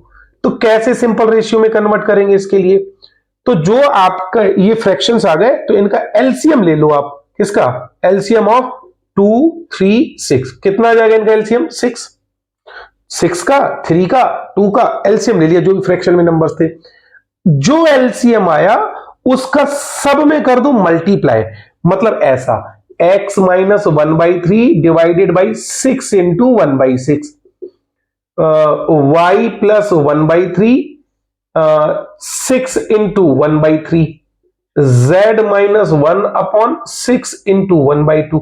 तो अब जो इक्वेशन मिलेगी हमें वो बड़ी मतलब विदाउट फ्रैक्शन में मिलेगी डिनोमिनेटर। तो यहां से हमारा देखो आंसर क्या आ जाएगा, x minus 1/3 divide by 1, y plus 1/3 divide by 2, z minus 1 divide by 3। तो ये आ गया हमारा। तो ये हमने कौन से फॉर्म निकाल दी इसकी, the cartesian equation of a line are this, find the direction ratios, direction cosines and also vector equation. मैंने ये कार्टेशियन इक्वेशन तो निकाल दी, वेक्टर इक्वेशन भी निकालने में कोई प्रॉब्लम नहीं है, बस ऐसे ही लिख लेना है आपको। कैसे, r इक्वल्स टू, ये पॉइंट्स गिवन है हमें 1/3 माइनस 1/3 और ये 1 प्लस लैम्डा टाइम्स ऑफ 1 2 3 हो गया। जो कार्टेशियन है वो वेक्टर में कन्वर्ट हो गया। drs फाइंड करो भाई, तो drs तो दिख रहे हैं ना 1 2 3, drs क्या है 1 2 3, अपॉन में डायरेक्शन है। डीसीज अब drs को डीसीज में कन्वर्ट करना है, तो आप लेक्चर देखो drs को डीसीज में कैसे कन्वर्ट करते हैं। चलो मैं फिलहाल कर ही दे रहा हूं। सबसे पहले क्या कर लो आप, इसको जगह जगह जगह जगह यहां है मेरे पास, ठीक है ना, ये थोड़ी सी जगह बच्ची भैया एडजस्ट कर लो। ये कोई वेक्टर बी है हमारा 1 2 3, ये उसके drs हैं, क्या है drs। तुरंत फटाफट इसका मॉड निकाल लो, अंडर रूट ऑफ 1 का स्क्वायर प्लस 2 का स्क्वायर प्लस 3 का स्क्वायर, कितना जाएगा under root 9 plus 1 14। Unit vector में कन्वर्ट कर दो बी कैप, तो क्या करेंगे इसका इसमें डिवाइड कर देंगे, vector b upon mod of b, vector b upon mod of b, divide करो क्या आ जाएगा 1 by under root 14, 2 by under root 14, 3 by under root 14। तो जैसे ही आपने drs में उसका मैग्नीट्यूड निकाल के डिवाइड कर दिया तो ये lmn में कन्वर्ट हो गया, यानी dc's में कन्वर्ट हो गया। तो देखो हमने drs फाइंड कर लिए, drs क्या आ गए हमारे 1 2 3, dc's फाइंड कर लिए, कितने आ गए हमें 1 by root 14, 2 by root 14, 3 by root 14। Vector equation देखो ये हमने लिखी दी है ना, ये वेक्टर इक्वेशन है, और फिर ये आपकी कार्टेशियन इक्वेशन है, चारों पार्ट हमने इसके सॉल्व कर दिए। तो अब आप इसका एक अच्छा सा स्क्रीनशॉट ले लीजिए प्लीज। अब बढ़ते हैं क्वेश्चन 4 और 5। सिमिलर टाइप की क्वेश्चंस होते हैं, बट लिखने का तरीका इक्वेशन का थोड़ा सा इसमें अलग होता है, और मोस्टली इस टाइप का क्वेश्चन बोर्ड में पूछा जाता है। तो अक्सर बच्चे इक्वेशन, लाइन की इक्वेशन को लिखने में गड़बड़ करते हैं। Find the DCs of the line, ये लाइन की इक्वेशन गिवन है। इस लाइन की इक्वेशन में खास बात क्या है कि यहां कॉमा लगा दिया, कॉमा लगा दिया तो दिक्कत यह आएगी कि हम तीनों को बराबर कैसे लिखें, लाइन की जैसा दिख तो रहा नहीं है ये। तो जो लास्ट में कॉमा में z इक्वल टू -1 है, यहां इसको लिखने के दो तरीके हो सकते हैं, ठीक है। आप समझिए कैसे, अगर मैं इसको यहां लाया तो z प्लस 1 इक्वल टू 0, और फिर इसको मैं लिख दूं z plus 1 upon 0 equals to lambda. अगर मैं रिवर्स में जाऊं तो मैं इसको वापस क्या लिख सकता हूं, z plus 1 equal to 0 into lambda, जो कि 0 हो जाएगा, और z इक्वल टू -1। तो एक तरीका ये बिल्कुल we are getting the same answer, जो कि सही लग रहा है मुझे। लेकिन प्रॉब्लम क्या होता है कि बच्चे बोलते हैं सर ए अपॉन जीरो तो इन्फिनिटी होता है, और इन्फिनिटी पे मैथ्स डिफाइन नहीं होती है। बिल्कुल सही बात है, बट इसका मतलब यहां पर ये नहीं है। यहां तो ये बता रहे कि हम किस पॉइंट से पास कर हो रहे हैं। क्या अपॉन में जीरो आएगा तो किसी डायरेक्शन रेशियोज के कोऑर्डिनेट जीरो नहीं हो सकता है? हो सकता है। तो जीरो का मतलब ये डिवाइड वाला जीरो नहीं है, ये तो वो पॉइंट डीसीज या डीआरस का जीरो पॉइंट है जहां से लाइन पास हो रही है। तो इसलिए ये लिखने का तरीका हो सकता है। अभी हम एक चीज और देख लेते हैं। अगर मैं इसको ऐसे लिख देता z upon minus one equal to one, z minus zero upon minus one equal to one, तो आप कह सकते हो सर ये भी तो जीरो से पास हो रही है और डीसीज इसके डी डीआर ये हो गए। बट प्रॉब्लम ये है कि यहां एक फिक्स रेशियो क्या हो गया, वन, एक नंबर हो गया। और अगर हम इसी नंबर को, ये तीनों रेशियो बराबर होते हैं, हम ऐसे लिख दें x minus two upon two equals to lambda, तो हम x इक्वल टू क्या लिखेंगे, टू लैम्डा प्लस टू। और अगर हम इसको रेशियो वन मान रहे थे, इनको भी वन मानेंगे, तो हम लिखेंगे z minus this x minus two upon two equal to one, तो भाई x इक्वल टू फोर आ जाएगा। कितना अंतर आ गया, ये एक फिक्स पॉइंट आ रहा है, ये एक वेरिएबल पॉइंट लैम्डा पे डिपेंडेंट आ रहा है, जो कि होना चाहिए रेशियो, क्योंकि एक रेशियो थोड़ी आएगा। तो इसलिए जब आप यहां पर कोई भी किसी फॉर्म में कन्वर्ट करने के बाद अगर कोई कांस्टेंट नंबर आ जा रहा है आपका, तो समझ लीजिए ये तरीका पूरा क्या है, गलत है। ऐसे नहीं लिखना चाहिए, तो ऐसे लिखना चाहिए। तो जब हम लिखना सीख ही गए, तो क्यों ना लाइन की इक्वेशन को हम तमीज से लिख ले। x minus two upon equal to two y minus five upon minus three equal to z plus one upon zero equals to lambda, जो कि हमने यहां पर लिख दिया था, है ना, z plus one upon zero. अब हमें लाइन की इक्वेशन में कन्वर्ट करना है, तो देखो यहाँ y का कोफिशिएंट 2 है, जो कि गड़बड़ मामला है, y का कोफिशिएंट 1 होना चाहिए। तो x minus two upon to, इसमें से 2 कॉमन ले लो, y minus five upon two, और यहां अपॉन में डाल दो minus three by two, z plus one upon zero. अब डायरेक्शन रेशियोज तो हमारे आ गए, 2 माइनस थ्री और जीरो, बट गलत नहीं है, पर मैं ये कह रहा हूं कि इसको सिंपल फ्रैक्शन में कन्वर्ट करो। तो इसका अपॉन में 1 है, इसके अपॉन में 2 है, और इसके अपॉन में 1 है, तो 1 2 1, डिनोमिनेटर में जो इनका एलसीएम कितना होगा 2, तो 2 का सब में मल्टीप्लाई कर दो, तो x माइनस टू, इसमें 2 का मल्टीप्लाई करो 4, y minus five by two, इसमें 2 का मल्टीप्लाई करो माइनस थ्री, इसमें 2 का मल्टीप्लाई करो जीरो। तो इस तरह से ये हमारे डायरेक्शन रेशियोज आ गए। लेकिन पूछा क्या है, डीसीज पूछा है, तो ये वेक्टर बी हो गया ना हमारा, 4 माइनस थ्री और जीरो। फटाफट से मॉड बी निकाल दो, कैसे निकलेगा, 4 का स्क्वायर प्लस माइनस थ्री का स्क्वायर प्लस जीरो का स्क्वायर, कितना आ गया 5। तुरंत यूनिट वेक्टर में कन्वर्ट कर दो, तो इसमें डिवाइड कर दो इसका, 4 upon five minus three upon five और जीरो अपॉन फाइव, तो जीरो ही होता है। तो जैसे ही आपने यूनिट वेक्टर में कन्वर्ट कर दिया इस डायरेक्शन को, तो ये तुरंत क्या आ गए हमारे, बोलो डीसीज। यही तो फाइंड करना था, डीसीज को ही तो फाइंड करना था। डीसीज फाइंड हो गए, तो अब वेक्टर इक्वेशन निकालने में क्या जा रहा भैया, वेक्टर इक्वेशन कैसे लिखते हैं, बोलो r equal to A plus lambda times, अगर डीसीज में लिखना है तो यूनिट वेक्टर, डी आर्थ में लिखना है तो सिंपल वेक्टर। हम डीसीज के टर्म्स में लिख के दिखा दे रहे हैं। तो भाई वेक्टर ए क्या था हमारा, बताओ। यहां से पॉइंट्स आपको पता चल गया, 2 minus five by two, 2 minus five by two, minus five by two and minus one. This is the point जहां से लाइन पास हो रही है। और आप अगर डी आर्थ लिखते तो 4 माइनस थ्री जीरो लिखते, और डी सीज लिखोगे अगर, तो फिर ये लिखोगे आप lambda times of 4 by three minus three by five, sorry 4 by five, 4 by five minus three by five, और ये कितना आ गया जीरो। तो ये वेक्टर इक्वेशन हो गई। अब क्वेश्चन 6 समझ लेते हैं, ठीक है। आंसर 6, क्वेश्चन तो वहां लिख दिया मैंने, फटाफट से लिखते हैं आंसर 6। एक लाइन है, कोई 3 पॉइंट से पास जा रही, भगवान जाने पास हो रही कि नहीं हो रही, है कि नहीं। यहां तो हम जो पॉइंट लिख ले रहे हैं क्या है, 1 0, सॉरी ये पहला पॉइंट क्या है, 5 i cap plus this will become 5 0 5। देखो इसमें जे कैप नहीं है ना, तो जीरो ले लेंगे। ये दूसरा पॉइंट बी है कोई, ये लाइन पास हो रही है 2 1 3, और ये सी नेक्स्ट पॉइंट ले लेंगे minus 4 3 minus 1, minus 4 3 minus 1। So these are 3 points from which a line is passing, we have to prove it, we have to, we don't know that whether it is passing or not passing. So first we will find the equation passing through 2 points. तो पहले इन दो से निकाल लेते हैं, x minus five, y minus zero, z minus five, ये point लिख दिया। अपॉन में तुरंत डाल दो डायरेक्शन, डायरेक्शन डाल दो क्या है, बोलो 2 माइनस 5, 2 माइनस 5, 1 माइनस 0, 3 माइनस 5, क्या आ जाएगा? x minus 5 upon minus 3, y upon 1, z minus 5 upon minus 2। दो पॉइंट से पास होने वाली लाइन की इक्वेशन। तीसरा पॉइंट उससे पास हो रही है नहीं हो रही है, अगर यही प्रूफ कर दिया तो कॉलिनियर हो जाएगा ना। तो हम सपोज कर ले रहे, देख अज्यूम कर ले रहे कि हो सकता है इसमें लाई कर रहा हूं। अगर लाई कर रहा है तो इसको सेटिस्फाई करना चाहिए। तो थर्ड पॉइंट इसमें सेटिस्फाई करा के देखते हैं। ये वाला पॉइंट एक्स वाई जेड की जगह रख देंगे। -4 -5 अपॉन -3, y की जगह 3 अपॉन 1, z की जगह z z z -1 -5 अपॉन 2। ये कितना आ गया? -9 अपॉन -3 कितना आ गया? 3 अपॉन 1 3, -6 अपॉन -2, ये अपॉन में -2 है ना, सॉरी यहां भूल गया था मैं। -6 अपॉन -2 3। अरे वाह, तीनों रेशियो बराबर आ गए। तो इसका मतलब ये पॉइंट इस लाइन को सेटिस्फाई कर रहा है, और अगर सेटिस्फाई कर रहा है तो इसका मतलब क्या प्रूफ हो गया? Collinear. A line is passing through these 3 points.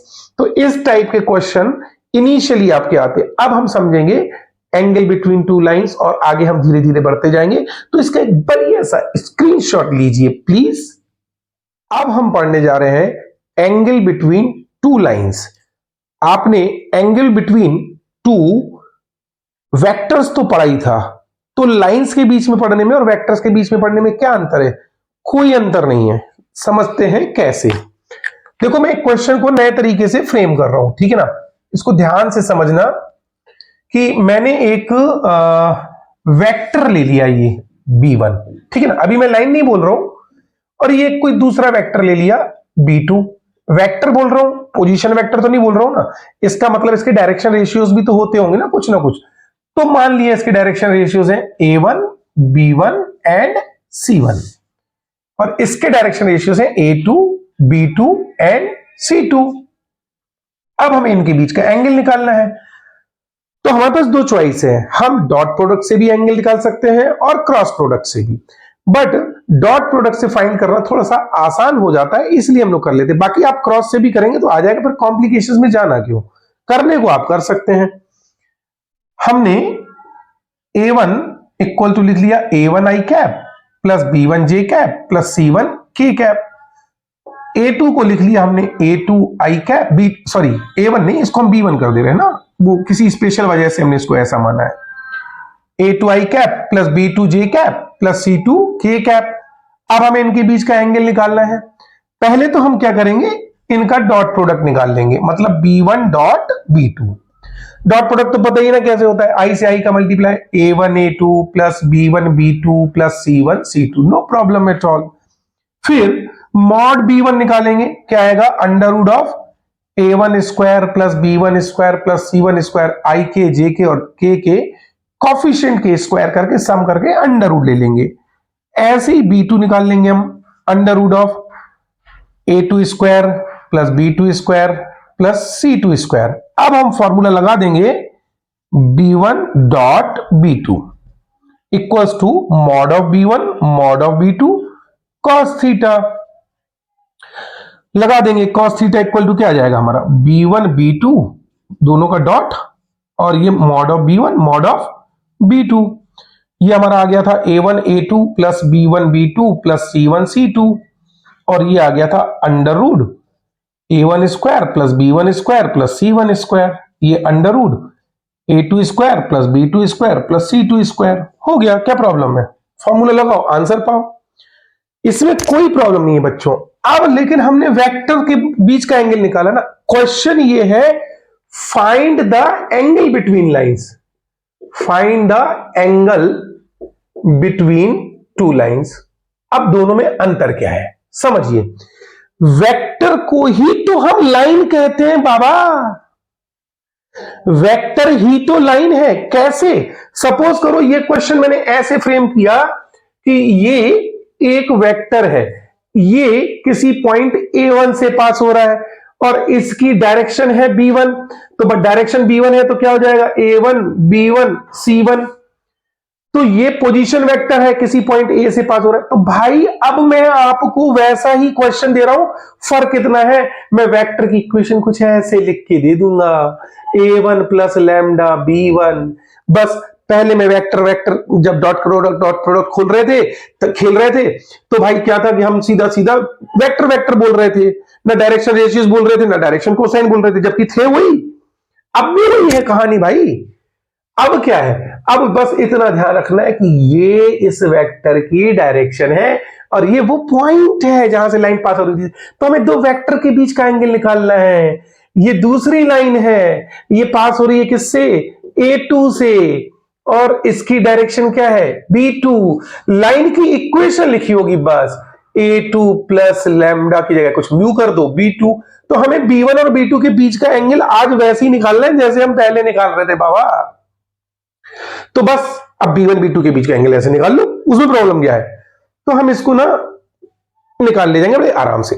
अब इसमें अगर मैं ये कह दूं कोरोलरी, कोरोलरी मतलब क्या है, फालतू की बकवास है और कुछ नहीं है भाई। दो वेक्टर हैं, परपेंडिकुलर है तो थीटा कितना हो गया 90।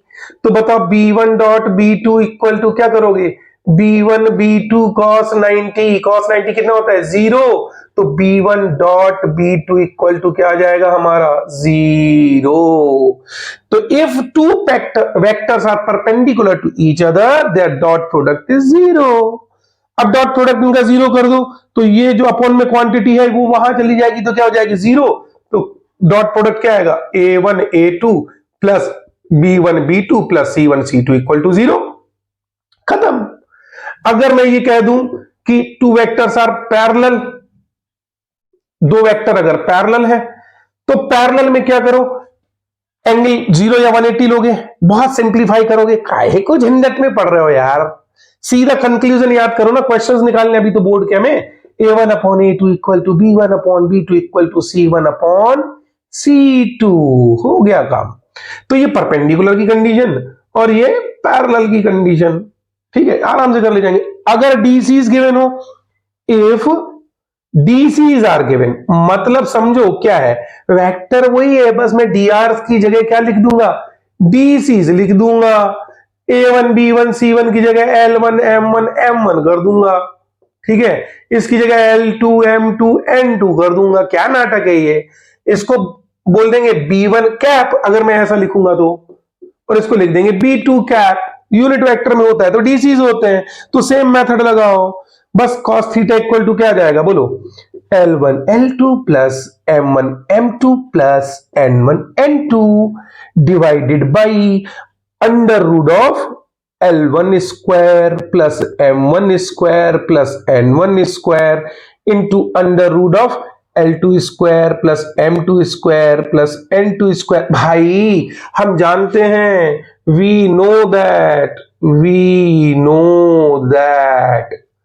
L square plus M square plus N square equal to 1। जब ये 1 हो गया तो समझो ये भी 1 ये भी 1, तो हम डायरेक्ट cos थीटा जब DC's गिवन है तो यही लगाए ना, L1 L2 plus M1 M2 plus N1 N2, ये तो हो गया 1 का अंडर रूट 1 का अंडर रूट 1 तो गायब। अब इसमें भी कंडीशन आप कर सकते हो, अगर ये परपेंडिकुलर है तो L1 L2 plus M1 M2 plus N1 N2 equal to 0, dot product 0 होना चाहिए। और अगर हमने कह दिया पैरेलल है, पैरेलल में क्या होना चाहिए, L1 upon L2 equal to M1 upon M2 equal to N1 upon N2, same as usual. बस ये DRs में थे, ये DC's में है, कहानी वही है, DR DC नाटक चला रखा है भाई। आप कोएफिशिएंट्स को बोल रहे हो, कभी DR बोल रहे हो, कभी DC's बोल रहे हो, DR बोल रहे हो जब सिंपल वेक्टर, DC's बोल रहे हो जब यूनिट वेक्टर, करना तो वही है ना। तो ये मैंने एक कॉन्सेप्ट बता दिया कि कैसे हम दो लाइंस के बीच का एंगल निकालेंगे, जबकि वो एक्चुअली वेक्टर के बीच का ही एंगल होता है, बस इक्वेशन वेक्टर की लिखी होती है R equal to A plus lambda B, बाकी होता वेक्टर ही है। तो अब आप इसका एक अच्छा सा स्क्रीनशॉट ले लीजिए प्लीज। चलिए अब हम कुछ एग्जांपल से इसको समझते हैं। दो वेक्टर दे दिए हमें, ये और ये वेक्टर फॉर्म में लिख दिए, लिख लेने तो भाई क्या दिक्कत है, 1 2 3 प्लस लैम्डा माइनस 1 0 माइनस 3। एक दूसरा वेक्टर ले लिया r equals to -1 2 3 -2 plus mu 1 4 -1 2। ऐसा कोई हमने कुछ भी अनाप शनाप ले लिया, ठीक है ना। आपको इसको समझना होगा, ये क्या है, a प्लस लैम्डा b1 मान लो, ये a1 मान लो, और इसको लिख लो r equal to a2 plus mu b2। कहानी इतनी सी है कि वेक्टर के बीच का एंगल निकालना है आपको, बस लाइन के फॉर्म में लिखा हुआ है, यानी आपको b1 और b2 के बीच का एंगल निकालना है। तो हमारा ये b1 क्या है, -1 0 -3, और ये हमारा b2 है जो हमने एरो का टिप लगाया यहां पर। b2 वेक्टर हमारा क्या है, 4 -1 एंड 2। ठीक है, देखो ये ना 4 -1 2 -1 0 -3, बस इनके बीच का एंगल निकालना है। तो b1 dot b2 equal to क्या लगा दोगे, b1 डॉट b2 निकालो। b1 क्या है, -1 0 -3 डॉट b2 कितना है, 4 -1 2 डॉट प्रोडक्ट निकालो फटाफट से, चलो। -1 इंटू 4 -4, 0 और 0 का मल्टीप्लाई करोगे 0, -3 और 2 का मल्टीप्लाई करोगे -6। कितना आ गया आंसर बोलो, -10। 10 b1 का मॉड कितना आ जाएगा, अंडर रूट ऑफ कितना आएगा बोलो, ये b1 है ना, -1 का स्क्वायर प्लस 0 का स्क्वायर प्लस -3 का स्क्वायर, कितना आ गया, अंडर रूट ऑफ 10। 10 ही 10 आ रहा, क्या बात है। Mod of b2 is equal to कितना आएगा, अंडर रूट। चलो इसका मॉड निकालो फुर्ती में, 4 का स्क्वायर प्लस -1 का स्क्वायर प्लस 2 का स्क्वायर अंडर रूट 16 प्लस 1 17 और 4 21। चलो ये आ गया आ गया लगा फटाफट से, b1 dot b2 equal to b1 b2 cos theta. तो निकाल लो cos theta equal to b1 dot b2 कितना आ गया हमारा, बोलो फुर्ती में, -10। ये कितना आ गया, under root 10 under root 21 -10 upon under root 210 theta equal to cos inverse -10 upon under root 210। कितना सिंपल तो है, डॉट प्रोडक्ट ही तो लगा रहे हैं, लाइन के कंधे पे बंदूक रख के चला दी वेक्टर ने, एक नया चैप्टर इंक्लूड कर दिया और कुछ नहीं किया बस, ठीक है। Then we can find the angle between two vectors easily. अब क्वेश्चंस को थोड़ा सा ना और थोड़ा कैसे थोड़ा सा टफ बनाने की कोशिश करेंगे।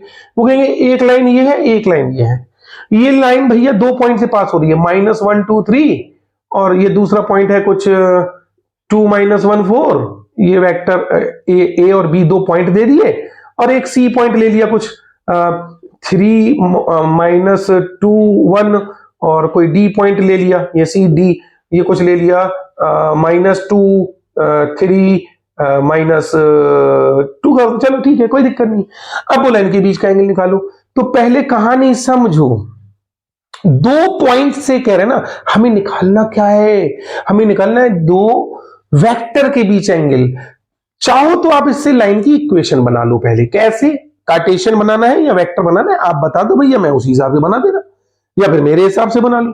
कार्टेशियन लिख दे रहा हूं, चलो मैं, x माइनस है +1 equal to y -2 equal to z -3 upon upon upon. अब यहां से ये करो, 2 -1 2 -1 कितना हो जाएगा, 2 + 1 -1 -2 -1 -2 4 -3 x + 1 upon 3 y -2 upon -3 z -3 upon 1। भाई इसको वेक्टर फॉर्म में लिखना, जरा लिख दो, क्या दिक्कत है। ये जो ऊपर पॉइंट्स है ये क्या है आपके, इनको 0 0 के बराबर करते जाओ तो पॉइंट आ जाएंगे -1 2 एंड 3, जो कि हमें पता ही था ना, प्लस लैम्डा टाइम्स नीचे जो आ गई डायरेक्शन आ गई 3 -3 1। दूसरे लाइन की इक्वेशन निकालो, चलो सी डी की इक्वेशन निकालो फुर्ती में, x -3 y + 2 z -1। इस पॉइंट से पास करा दिया, चलो निकालो इनकी डायरेक्शन निकालो, यहां से -2 -3 3 + 2 y के अपॉन में y -2 -1, क्या आ जाएगा बोलो, x -3 upon -5 y + 2 upon 5 z -1 upon -3। चलो वेक्टर फॉर्म में लिखो फुर्ती में, r equal to 3 -2 1 plus mu times, ये आ गया -5 5 और -3। तो आप समझ गए ना, ये आपका हो गया B1, अंडरलाइन कर दिया, ये हो गया B2। अब B1 और B2 के बीच में भैया एंगल निकालने में क्या जा रहा है बोलो, B1 डॉट B2 कितना आ जाएगा बोलो फुर्ती में, 3 - 3 1 डॉट, दूसरा आ गया -5 5 -3। भाई डॉट प्रोडक्ट निकालो इनके बीच का, डॉट प्रोडक्ट निकालो फुर्ती में, कितना आएगा देखो, -15 -3 कितना आ गया, -33। अब मॉड B1 निकाल लो, मॉड B1 कितना आ जाएगा बोलो हमारा, मॉड B1 अंडर रूट, चलो इसका करो 9 + 9 + 1 अंडर रूट 19। ठीक है, मॉड B2 निकालो, चलो मॉड B1 आ गया, मॉड B2 निकालो अंडर रूट, चलो इसका करो 25 + 25 + 9 अंडर रूट 59। कहानी कहां चली गई, बस 4 पॉइंट दिए थे, उनमें कहते भाई पॉइंट से लाइन निकालो, लाइन से लाइन की डायरेक्शन निकालो, B1 B2 के बीच का इस तरह से एंगल निकाल दो cos थीटा कितना आ जाएगा बोलो, B1 dot B2 divide by B1 का मॉड B2 का मॉड, कितना आ गया B1 B2 बोलो, -33 upon under root 19 into under root 59। Theta को यही रहने दो, उधर ले जाओ कॉस इनवर्स कर दो, एंगल आ गया, कहानी खत्म। सिंपल से लॉजिक है, खामोखा में कॉम्प्लिकेटेड बनाए फिर रहे हो, ठीक है ना। तो अब इसका एक अच्छा सा स्क्रीनशॉट लीजिए प्लीज। अब समझते हैं equation of a line passing through a point alpha. ध्यान से देना, मैंने कहा equation of a line passing through alpha. Alpha क्या है, अल्फा पोजीशन वेक्टर है बच्चों। Equation of a line passing through a point alpha and perpendicular, ये क्वेश्चन बहुत जरूरी है समझना, perpendicular to to given lines, मतलब दो लाइंस हैं, उनके परपेंडिकुलर जाना है। देखो इस बात को बहुत आराम से और प्यार से इत्मीनान से समझो। मैंने ये कहा कि सपोज करो कि ये एक प्लेन है, कोई प्रॉब्लम है क्या इसको मानने में, एक लाइन ये है, मान लो इसकी डायरेक्शन है B1, एक लाइन ये है, इसकी डायरेक्शन है B2। ये किसी पॉइंट A1 से पास हो रही होगी, जब वेक्टर को हमने लाइन के फॉर्म में लिख दिया, कुछ नया थोड़ी किया, ये A1 से पास करा दिया, और इसको किससे पास करा दिया हमने, A2 से। हमें तो इससे मतलब है ना। क्वेश्चन समझो, क्वेश्चन ये है कि एक लाइन जो इन दोनों पे परपेंडिकुलर है, बस ये कॉन्सेप्ट बहुत इंपॉर्टेंट है। आप पहले इमेजिन करो, धरती जमीन पर कोई दो लाइन ड्रॉ कर लो, कहीं पे जैसी आए टेढ़ी मेढ़ी, और उसको वहां तक खींच के लाओ जहां तक आपके पैर आते हैं। तो मैं जो ये खड़ा हुआ दिख रहा हूं, मेरा एंगल किसी भी लाइन के साथ मीजर करके देख लो 90 डिग्री ही निकलेगा, क्योंकि I am the normal vector of this plane. Area एक वेक्टर क्वांटिटी है, इसकी भी डायरेक्शन होती है नॉर्मल, तो हमने नॉर्मल ले लिया।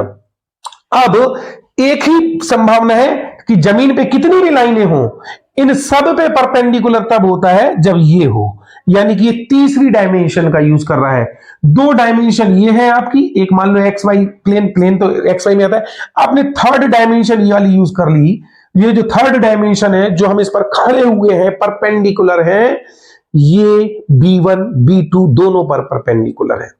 तो अब इस थर्ड वाले की डायरेक्शन कैसे निकाली जाए, क्योंकि इक्वेशन निकालने के लिए दो चीजें चाहिए हमें, एक पॉइंट और दूसरा उसकी डायरेक्शन।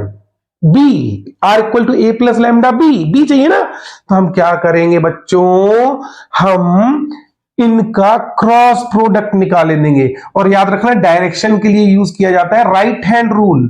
डायरेक्शन एक B1 क्रॉस B2 निकाल देंगे, इसके लिए डायरेक्शन के लिए कौन सा यूज करेंगे, right hand thumb rule, right hand rule. ठीक है, राइट हैंड रूल देखो कैसे, मान लो डायरेक्शन या तो इसके ऊपर होगी या फिर नीचे भी हो सकती है, भाई कुछ भी हो कोई फर्क नहीं पड़ता।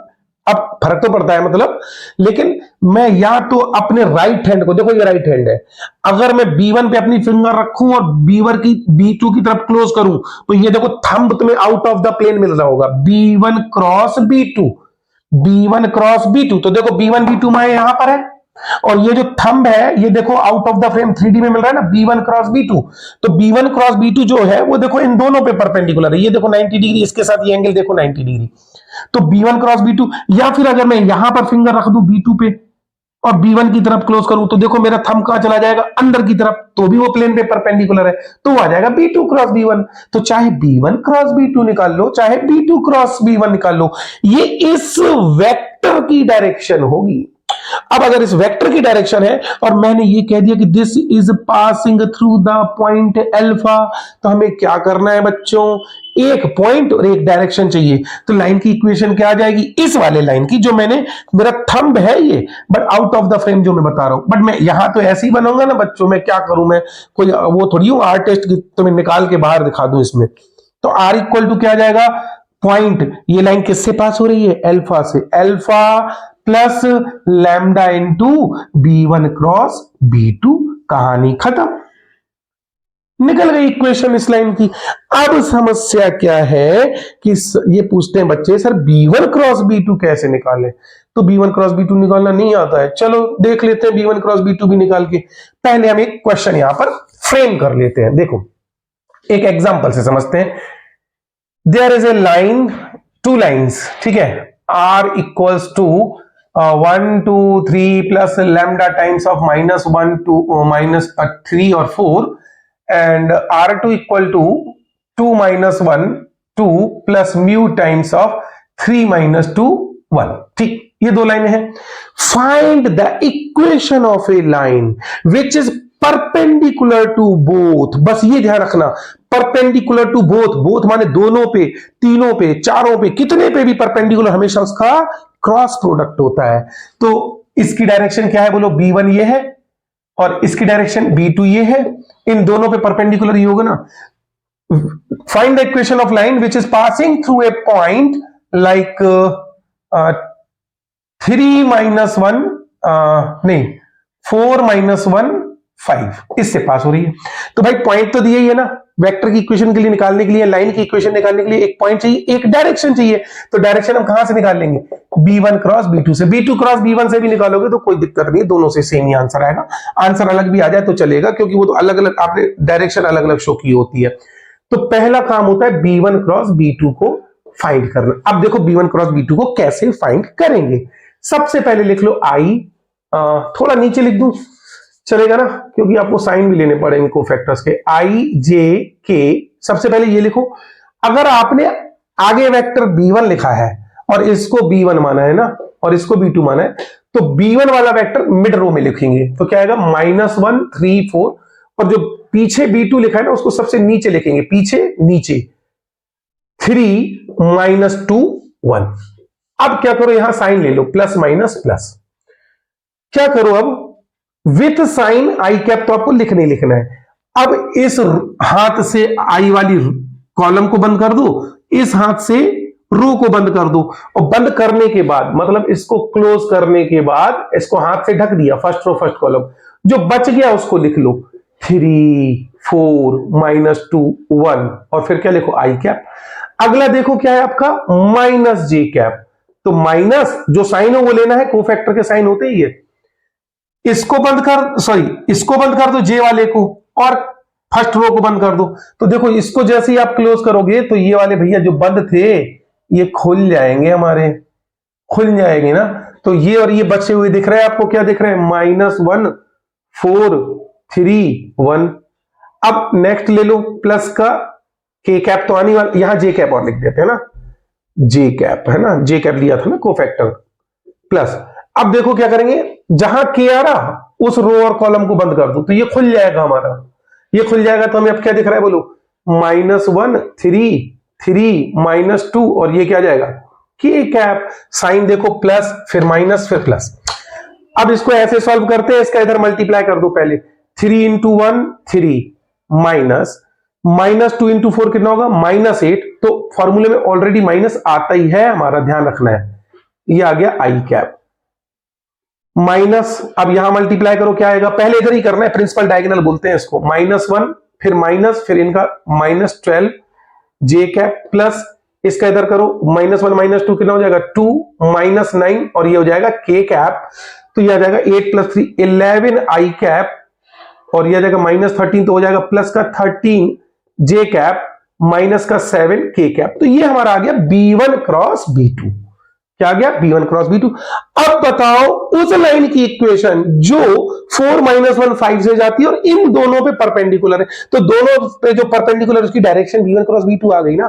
तो अब बताओ इक्वेशन क्या आएगी हमारी, इक्वेशन क्या आएगी, ले लो भैया सीधा सीधा, कैसे, r इक्वल टू 4 -1 5, ये पॉइंट हो गया, प्लस कोई एक कांस्टेंट लैम्डा ले लो, अगर लैम्डा म्यू दे रखा है तो कुछ डिफरेंट ले लेना, के ले लेना, क्या प्रॉब्लम है, लैम्डा उसमें दिया है म्यू इसमें दिया है, तो इसको कुछ नया कांस्टेंट मान लो। क्या ले लें आप बताओ, एल एम एन, नहीं ये तो जेन्युइन है, चलो लैम्डा ही ले लेते हैं, लैम्डा 1 ले लेते हैं, कुछ भी एक कांस्टेंट ले लेते हैं।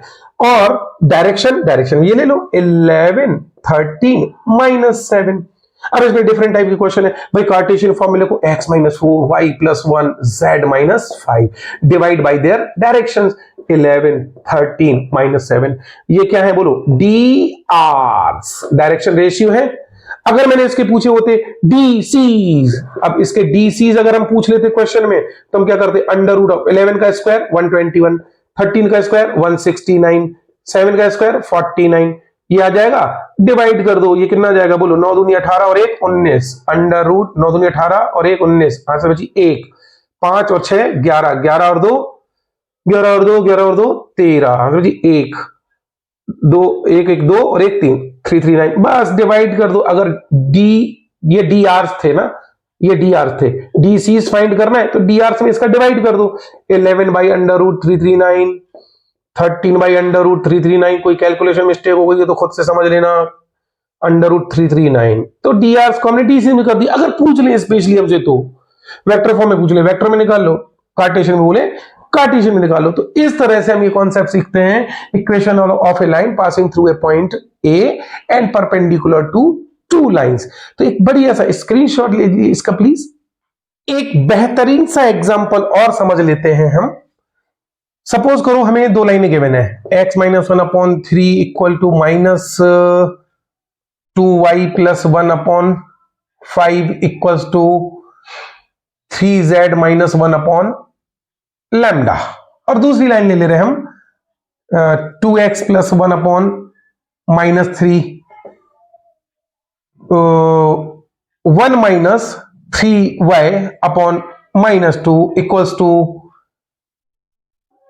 z + 2/-5, ऐसा ले लिया। बहुत सिंपल सिंपल सा क्वेश्चन है, दो लाइनें ले ली। हमने कहा find the value of lambda, find the value of lambda if these are perpendicular, these are perpendicular। Low perpendicular का साइन बना दिया। तो हमें करना क्या है भाई, हमें तो दो वेक्टर के बीच का एंगल निकालना है और उनका डॉट प्रोडक्ट क्या कर देना है, 0। तो पहले ये लाइन दिखे तो भाई, लाइन दिख कर रही x - x1 y - y1 z - z1, भाई ये तो लफड़ा कर रहा है ना कोएफिशिएंट। तो पहले लाइन की फॉर्म में इनको लाओ, टेढ़े चल रहे हैं सीधा लाओ, सीधी रेखा लाइन सीधी रेखा, तो इसको भैया सीधा करो। पहली वाली इक्वेशन को तमीज से लिखो जरा, x - 1/3, यहां पर -2 इसमें से क्या ले लो कॉमन, तो क्या बचेगा y - 1/2, और जो -2 बाहर लिया वो यहां टपक जाएगा तो -5/2। ऐसे ही इसको लिखो, 3 कॉमन ले लो इसमें से, z - 1/3, 3 कॉमन लिया, इसके अपॉन में लाओ λ/3। दूसरी वाली लाइन को थोड़ा तमीज से लिखो, देखो 2 इसमें से कॉमन लो, x + 1/2, और ये 2 जो आएगा वो इसके नीचे टपक जाएगा, कॉमन आने का नीचे आ जाता है। इसमें से -3 कॉमन ले लो, -3 कॉमन ले लो y, और जब प्लस है तो क्या हो जाएगा माइनस, और ये हो जाएगा 1/3, -3 कॉमन लेने पे यही तो होगा, और ये जो है इसके नीचे आ जाएगा -3, तो कितना हो जाएगा 2/3, -2/-3, माइनस माइनस कैंसिल। ये तो तमीज से ही लिखा हुआ है, z + 2/-5। इसको देखो, इसको फिर से समझ लो, -3 आपने कॉमन लिया तो ये हो जाएगा y - 1/3, चेक करना हो तो मल्टीप्लाई कर दो, -3y + 1, देखो वही है ना।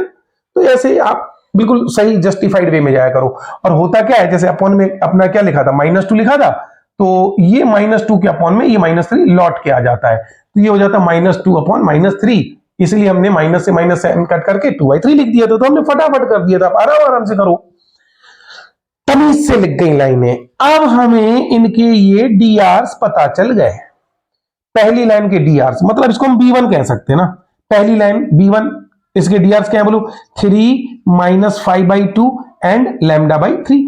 दूसरी लाइन के डीआर बोलो क्या है, -3/2 और 2/3 और -5। ठीक है, बस डीआर पता है तो अब परपेंडिकुलर की कंडीशन लगाओ ना। इफ परपेंडिकुलर तो क्या कर दो भैया, इसको b1 dot b2 equal to 0, dot product 0 करो। b1 कितना है हमारा बोलो, 3 माइनस 5/2 λ/3 है ना, डॉट दूसरा क्या ले लो, -3/2 2/3 एंड -5 इक्वल्स टू 0। चलो मल्टीप्लाई करो, -9/2 इनका करो, चलो कितना आएगा, -10/6 इनका करो, -5 λ/3 इक्वल टू 0। चलो एलसीएम लो, इनका कितना आ रहा है बोलो, 6। तो 2 3 जा, -9 3 27, 6 1 जा तो यह आ जाएगा -10, और ये 3 2 जा तो कितना आ जाएगा, -10 λ इक्वल टू 0। इधर को उधर कर दो, -37 -10 λ equal to 0, 10 λ equal to -37 λ equal to -37/10।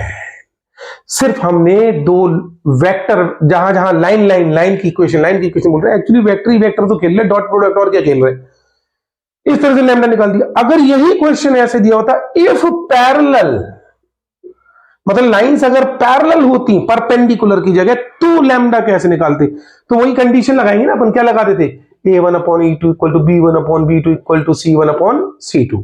तो चलो पहली लाइन के देखो, a1 कितना है हमारा बोलो, 3 अपॉन इसका कितना है, -3/2, और ये ले लो कितना जाएगा, -5/2 अपॉन λ/3 इक्वल्स टू -5/2 अपॉन 2/3 है ना, और ये आ जाएगा हमारा λ/3 अपॉन -5। तो जनरली ये तो क्वेश्चन मैंने रैंडमली बना दिया, ठीक है, एग्जैक्टली है नहीं ऐसा जैसा क्वेश्चन में बोल रहा हूं। आपको करना क्या है भाई, या तो इसको बराबर कर दो या इसको बराबर कर दो, दोनों से लैम्डा सेम आएगा, ठीक है। बट हमारे केस में थोड़ा गलत आ रहा है, क्योंकि हमने एक रैंडम क्वेश्चन फ्रेम किया है। करना कैसे, इस पे फोकस करो, करना कैसे, बस आपको कंडीशन लगानी है, लैम्डा आ जाएगा तो सही, और एग्जैक्ट क्वेश्चन लगाओगे तो आ जाएगा। परपेंडिकुलर क्वेश्चन तो फिर भी ठीक है, इसमें कोई गड़बड़ी नहीं है। पैरेलल की कंडीशन कहां से बना दे भाई, उसी को पैरेलल उसको परपेंडिकुलर नहीं कह सकते ना, तो एक जस्ट क्वेश्चन फ्रेम कर दिया, जहां आया है पैरेलल का तो ऐसे कर डालो। तो इसका एक बहुत अच्छा सा स्क्रीनशॉट, मैं फिर बोल रहा हूं भाई, ये बराबर आंसर लैम्डा, इससे कुछ और लैम्डा आएगा, इससे कुछ और अलग आंसर आ रहा है, तो भैया इसका मतलब ये पैरेलल लाइन नहीं है। तो हमने तो इफ पैरेलल लिखा ना, कि अगर होती तो निकालो, अभी हमने जो दिया है वो नहीं है पैरेलल, पर पैरेलल होंगी तो लैम्डा का आंसर चाहे फर्स्ट थर्ड को इक्वल करो, सेकंड थर्ड को इक्वल करो, सेम आ जाएगा। परपेंडिकुलर वाला क्वेश्चन बिल्कुल एग्जैक्टली सही है, क्योंकि हम कुछ भी लैम्डा को रिप्लेस करके कर सकते थे। तो एक बढ़िया सा स्क्रीनशॉट लीजिए इसका please. Show that the line this and this intersect and find their point of intersection. ये क्वेश्चन है भाई, पहले हम ये तो समझें कि दो लाइनें इंटरसेक्ट कर भी रही हैं कि नहीं।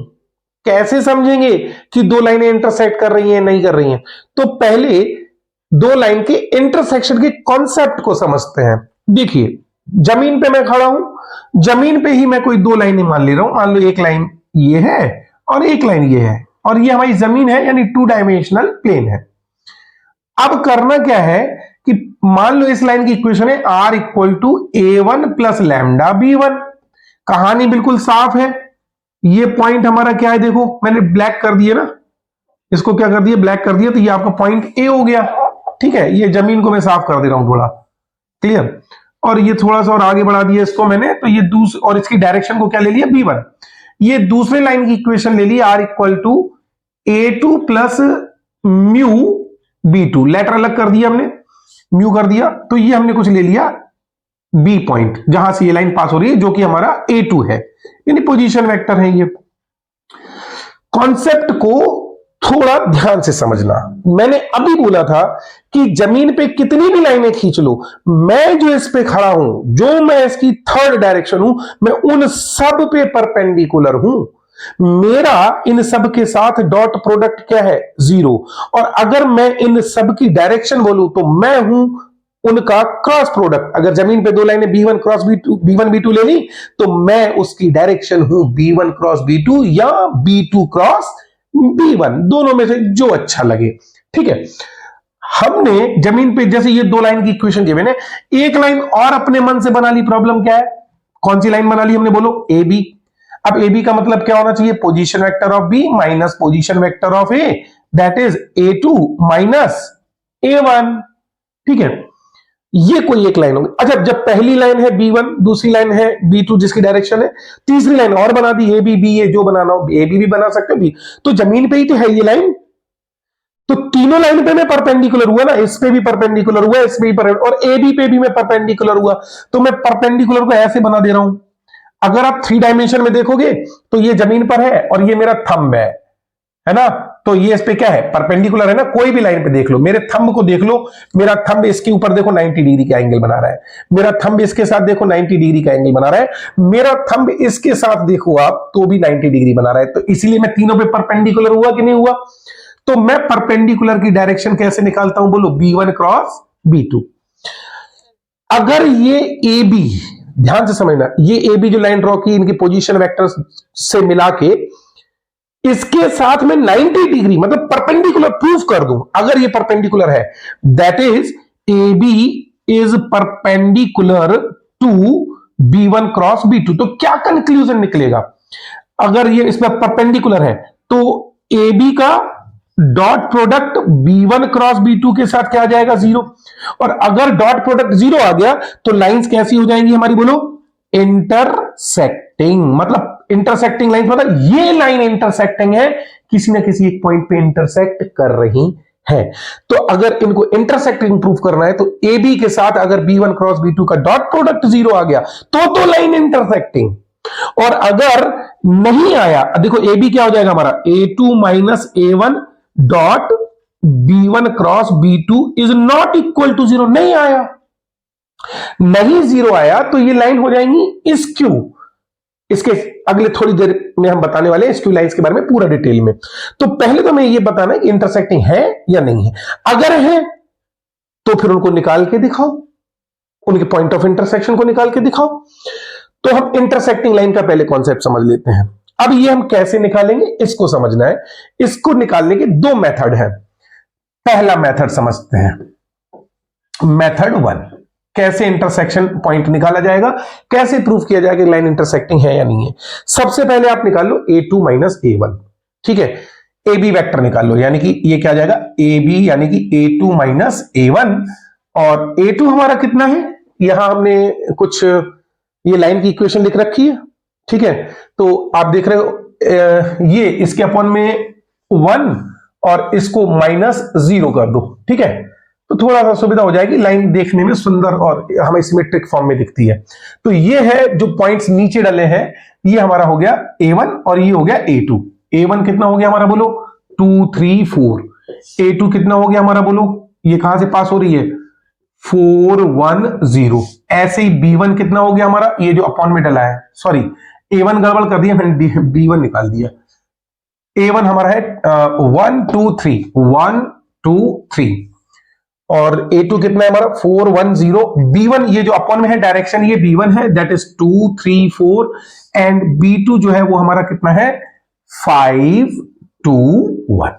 ठीक है, A2 माइनस A1 निकालो। चलो इसमें से इसको माइनस करो, 4 minus 1 comma 1 minus 2 comma 3 minus 0, कितना आएगा, 3 माइनस 1 एंड 3।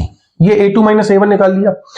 अब इसका इसके साथ डॉट प्रोडक्ट देख लो, 0 आ रहा कि नहीं आ रहा। तो पहले आप क्या निकालोगे, B1 क्रॉस B2 निकालोगे, फिर उसका AB के साथ डॉट प्रोडक्ट निकालोगे। ये भी ठीक है, आई डोंट डिनाई दिस, पर मैं एक सुविधा दे सकता हूं आपको। क्या है, आप A2 minus A1 dot B1 cross B2 को निकालना चाहते हैं तो जो A2 माइनस A1 है उसको फर्स्ट रो में लिख दो, 3 माइनस 1 3। और B1 जो यहां पर है डॉट के बाद, उसको आप नेक्स्ट प्लेस पे लिख दो, 2 3 4। B2 को आप थर्ड प्लेस पे लिख दो, 5 2 1। तो ये बन गया एक डिटर्मिनेंट। इस डिटर्मिनेंट को सॉल्व करो, अगर ये डिटर्मिनेंट 0 आ गया तो परपेंडिकुलर, और परपेंडिकुलर तो मतलब लाइन से इंटरसेक्टिंग। तो निकालो। अब पहले इनके कोफैक्टर्स के साइन लिख लो। कोफैक्टर के साइन याद होने चाहिए आपको, ये प्लस, ये माइनस और ये प्लस। सॉल्व करते हैं, +3 इंटू इस रो इस कॉलम को बंद कर दो, क्या दिख रहा है? 3 4 2 1।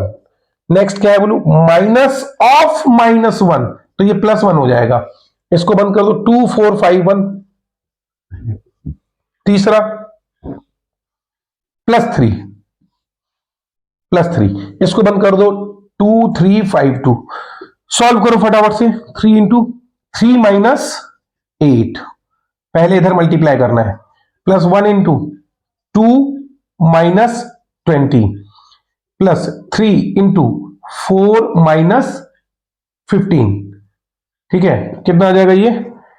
-5 इंटू 3 -15, ये कितना हो जाएगा? -18। और ये कितना हो जाएगा हमारा? प्लस, कितना? -11 और 3 कितना हो जाएगा? 33। देखो ये कितना हो गया? 15 15 30, -33 प्लस 33 कितना आ गया? 0 हो गया। Product dot product 0। तो इसकी वैल्यू अगर 0 आ गई, it proves that these two lines are intersecting. Prove हो गया हमारी इंटरसेक्टिंग लाइन है। अब कहा जाएगा कि साहब ये वाला पॉइंट ऑफ इंटरसेक्शन निकालो। तो मान लिया ये पॉइंट ऑफ इंटरसेक्शन क्या है हमारा? X Y Z. अब हमें ये फाइंड करना है। तो हमने ये मेथड 1 बताया। मेथड 2 में जो मैं बताने वाला हूं, वहां से डबल बेनिफिट है। इंटरसेक्टिंग लाइंस होंगी या नहीं होंगी ये भी पता चल जाएगा, साथ में ही इंटरसेक्शन पॉइंट भी निकल जाएगा। तो मेथड 2 देखो क्या है। सेकेंड मेथड, हमने ये फर्स्ट लिख दू रोमन में। हमने क्या किया? पहली वाली लाइन को x minus 1/3 sorry 2 y minus 2/3 z minus 3/4 को लैम्डा के बराबर ले लिया। तो ये इसका क्रॉस मल्टीप्लाई कर दो, क्या आ जाएगा? 2 लैम्डा प्लस 1 यानी उधर पहुंच जाएगा। ये आ जाएगा 3 लैम्डा प्लस 2 और ये आ जाएगा हमारा 4 लैम्डा प्लस 3। तो ये कोई भी पॉइंट एक्स वाई जेड आया ना, हमने थोड़ी देर के लिए मान लिया कि ये इंटरसेक्शन पॉइंट है, तो हम चेक भी कर लेंगे और चेक करते ही साथ प्रूव भी कर देंगे कि इंटरसेक्ट कर रही है या नहीं कर रही है। ऐसे ही दूसरी लाइन को म्यू के बराबर लिख दो, x minus 4/5 y minus 1/2 z minus 0/1 equal to mu. तो ये पॉइंट क्या आ जाएगा? 5 mu plus 4 2 mu plus 1 and mu. अगर हमें ये इंटरसेक्टिंग लाइन प्रूव करना है तो हमें ये बताना पड़ेगा ये दोनों पॉइंट सिमिलर है। सिमिलर है तभी तो एक ही जगह पे, एक ही डेस्टिनेशन, एक ही पोजीशन पे ये कट करेंगे। तो हमने इसको क्या ले लिया? इक्वल करना स्टार्ट कर दिया। 2 lambda plus 1 equal to 5 mu plus 4। यहां से हमने एक इक्वेशन बना ली, 2 lambda minus 5 mu equals to 3। ये इक्वेशन 1 मान लिया हमने। ऐसे ही हमने इनको बराबर कर दिया, 3 lambda plus 2 equal to 2 mu plus 1। तो हमारी इक्वेशन क्या आएगी? 3 lambda minus 2 mu equals to -1। ये हमारी इक्वेशन 2 बन गई। अब हम इसको सॉल्व करेंगे, लैम्डा और म्यू की वैल्यू फाइंड करेंगे। कैसे फाइंड करें? इसमें 3 से और इसमें 2 से मल्टीप्लाई करके दोनों को सब्सट्रैक्ट कर दो, साइन चेंज कर देना। 3 का मल्टीप्लाई कर 3 2 जा 6, यहां किया 3 2 जा 6, लैम्डा लैम्डा गया काम से। ये आ गया माइनस का 15 म्यू और ये आ गया माइनस का 2 म्यू, लेकिन साइन चेंज हो गया तो प्लस हो जाएगा।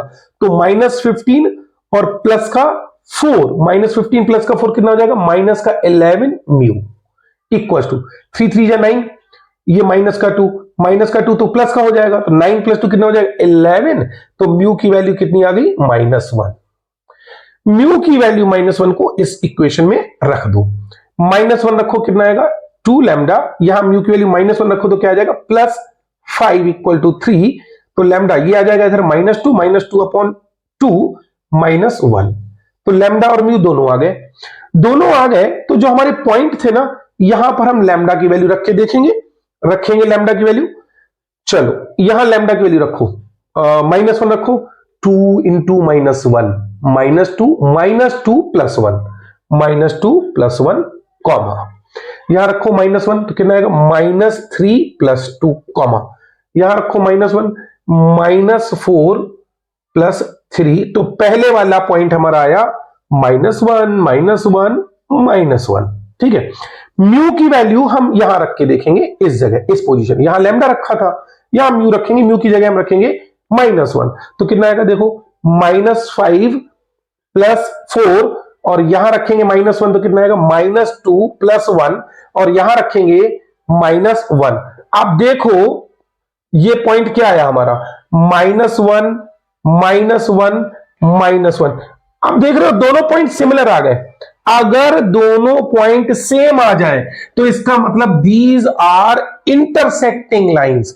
अगर दोनों पॉइंट्स डिफरेंट है मतलब z कोऑर्डिनेट अगर इसका अलग आया होता तो ये इंटरसेक्टिंग लाइन नहीं होती, ये स्क्यू लाइंस होती।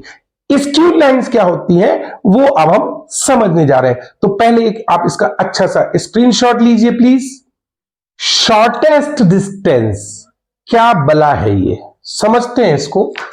हमारे पास इसका क्वेश्चन एक बोर्ड में जरूर आता है बच्चों, ध्यान रखिएगा। ये मैंने x, y और z 3 एक्सेस ले ली, तो हम इसमें प्लेन्स भी ले सकते हैं। कुछ प्लेन्स ले लिया कि सपोज करो एक प्लेन मेरा कुछ इस टाइप से है ना, और एक प्लेन मैंने यहां कुछ ले लिया लाइक दिस, कुछ भी ले सकता हूं। तो अब क्या है ये दो डिफरेंट प्लेन्स है। अब एक लाइन मैंने यहां ड्रॉ कर दी लाइक दिस और एक लाइन मैंने कुछ यहां ड्रॉ कर दी, तो मैंने दो अलग अलग प्लेन में लाइन ड्रॉ की है। एक ही प्लेन में अगर हम लाइन ड्रॉ करते हैं तो कैसे भी आप टेढ़ी मेढ़ी बनाओगे तो इंटरसेक्ट करेंगे, ये तो श्योर है। पर मैंने इन लाइन का प्लेन ही बदल दिया, मतलब मैंने एक इस दीवार पे लाइन खींची और एक इधर सामने वाली दीवार पे लाइन खींची, ऐसा कुछ, ठीक है ना, या इधर खींची और एक जमीन पे खींच दी, तो वो प्लेन ही नहीं ले रहा हूं ना मैं, एक उस प्लेन में और एक इस प्लेन में। तो ऐसी सिचुएशन में क्या ये लाइंस इंटरसेक्ट करेंगी? नहीं करेंगी, इनका प्लेन ही अलग है। तो प्रूफ कैसे करेंगे? तो प्रूफ करने के लिए हम क्या करेंगे, इसमें हम इस लाइन की इक्वेशन को ले लेंगे r = a1 plus lambda b1 और इस लाइन की इक्वेशन ले लेंगे r = a2 plus lambda mu b2। ठीक है, अभी हमने थोड़ी देर पहले देखा था a2 minus a1 dot b1 cross b2। अगर मैंने बोल दिया कि ये 0 तो इसका मतलब वो दोनों लाइनें कहां थी, एक ही प्लेन में थी ना, तभी तो इनका डॉट प्रोडक्ट 0 आया था। बट अगर मैं ये कह दूं a2 minus a1 dot b1 cross b2, इसकी वैल्यू 0 नहीं आ रही है, तो समझ जाइए ये कौन सी लाइन है, स्क्यू लाइंस। कैसी लाइंस है? Skew lines. और अगर ये स्क्यू लाइंस है, ठीक है ना, कुछ मैंने और टेढ़ा देखो ऐसा कर दिया तो ये देखो अलग। अब इनके बीच की शॉर्टेस्ट डिस्टेंस का मतलब क्या होना चाहिए, एक लाइन पे कोई एक पॉइंट सपोज कर लो P और इससे इस पर ये परपेंडिकुलर ड्रॉप कर दो Q, तो इन दोनों के बीच में जो परपेंडिकुलर डिस्टेंस होगी डिफरेंट डिफरेंट प्लेन्स में, जो शॉर्टेस्ट, एक ऐसे लाइन है एक ऐसे लाइन, देख रहे हो ना, ऐसे ऐसे, तो यहां से यहां तक जो परपेंडिकुलर डिस्टेंस है वही क्या है, शॉर्टेस्ट डिस्टेंस। तो अब हम ये शॉर्टेस्ट डिस्टेंस कैसे निकालें, ये क्वेश्चन बनता है। तो देखो शॉर्टेस्ट डिस्टेंस निकालने का तरीका, यहां तक तो आप निकाल ही लोगे, मैं बहुत इन शॉर्ट बता रहा हूं शॉर्टेस्ट डिस्टेंस कैसे निकालोगे। ये जो चीज आपने निकाली डिटर्मिनेंट से, इसको तो ऐसे ही लिख दो आप, a2 minus a1 dot b1 cross b2। क्या प्रॉब्लम है, ये तो निकला ही निकला रखा ना, प्रूफ तो करना ही पड़ेगा ना कि इंटरसेक्टिंग है या नहीं है। Divide by b1 cross b2 का मॉड, तो b1 क्रॉस b2 का मॉड मतलब समझ लो आपने b1 क्रॉस b2 को किसमें कन्वर्ट कर दिया, यूनिट वेक्टर में। अब चूंकि डिस्टेंस है तो डिस्टेंस कभी नेगेटिव हो नहीं सकती, डिस्टेंस नेगेटिव नहीं हो सकती तो तुरंत क्या ले लेंगे, इसका मॉड। तो इस तरह से हम ये फॉर्मूला बना लेंगे शॉर्टेस्ट डिस्टेंस का, बहुत सिंप्लीफाइड है।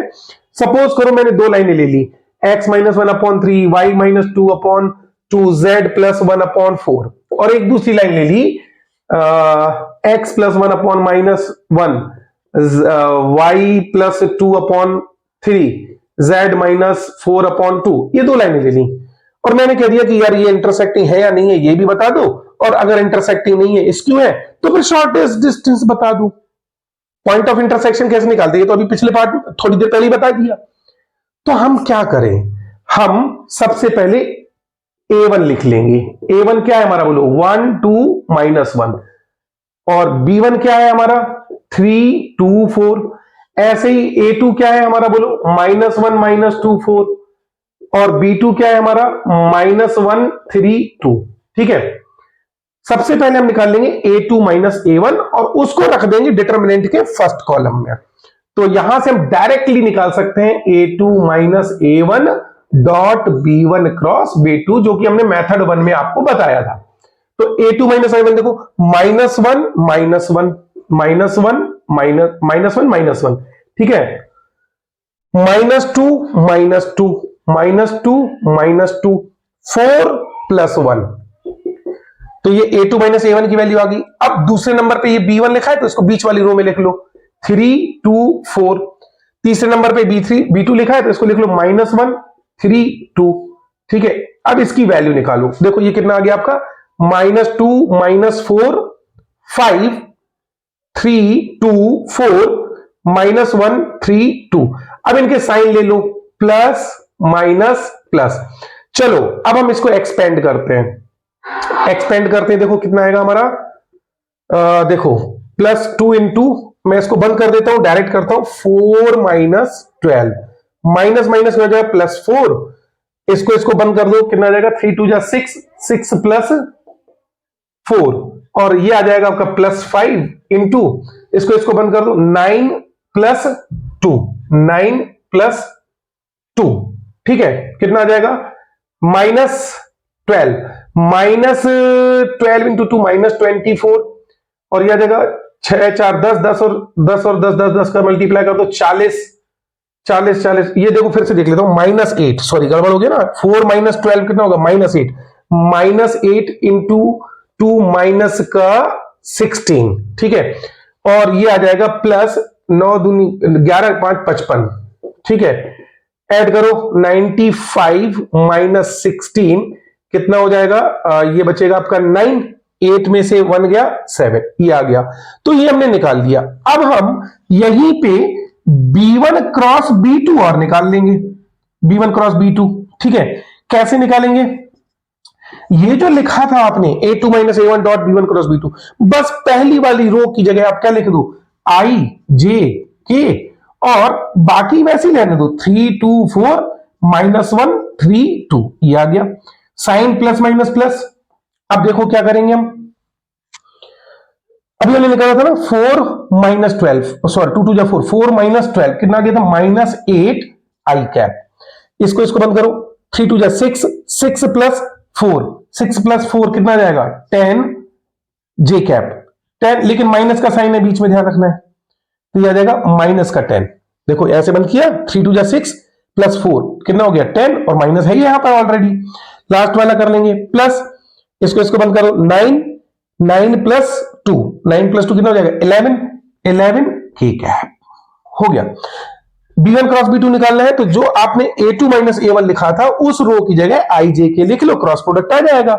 फिर b1 क्रॉस b2 का मॉड निकाल लेंगे, तो मॉड क्या आएगा, अंडर रूट, चलो इसका स्क्वायर करो, 8 का स्क्वायर 8 नहीं है 64, 10 का स्क्वायर 100, और 11 का स्क्वायर 121, कितना आ जाएगा 221, 221 और 4 कितना आ जाएगा 225, 225 प्लस 60 कितना हो जाएगा, 225 प्लस 60 285, ये आ गया।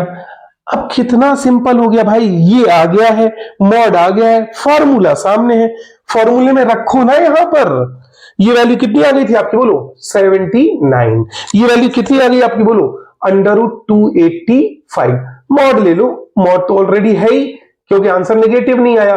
तो इस तरह से हम क्या कर सकते हैं, शॉर्टेस्ट डिस्टेंस को निकाल सकते हैं, और शॉर्टेस्ट डिस्टेंस का क्वेश्चन बोर्ड में, जेईई मेन में, दोनों में किसी ना किसी तरीके से घुमा फिरा के पूछा जाता है।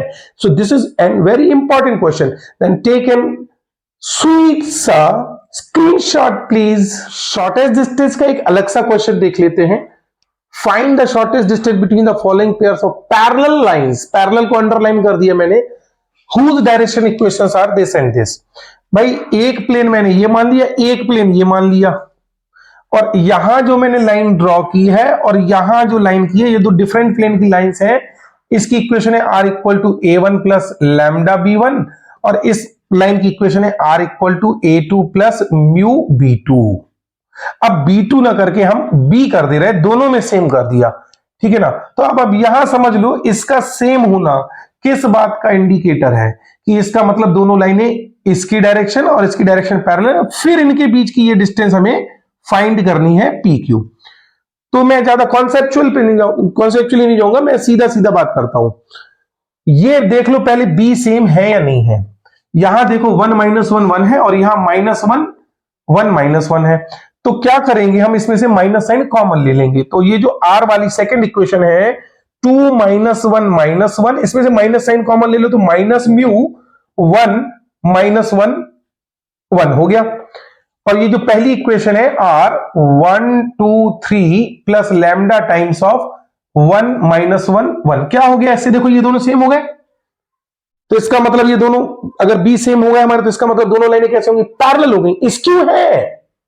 स्क्यू है लेकिन दोनों लाइनें पैरेलल है, लेकिन ये अलग प्लेन में है और ये अलग प्लेन में है।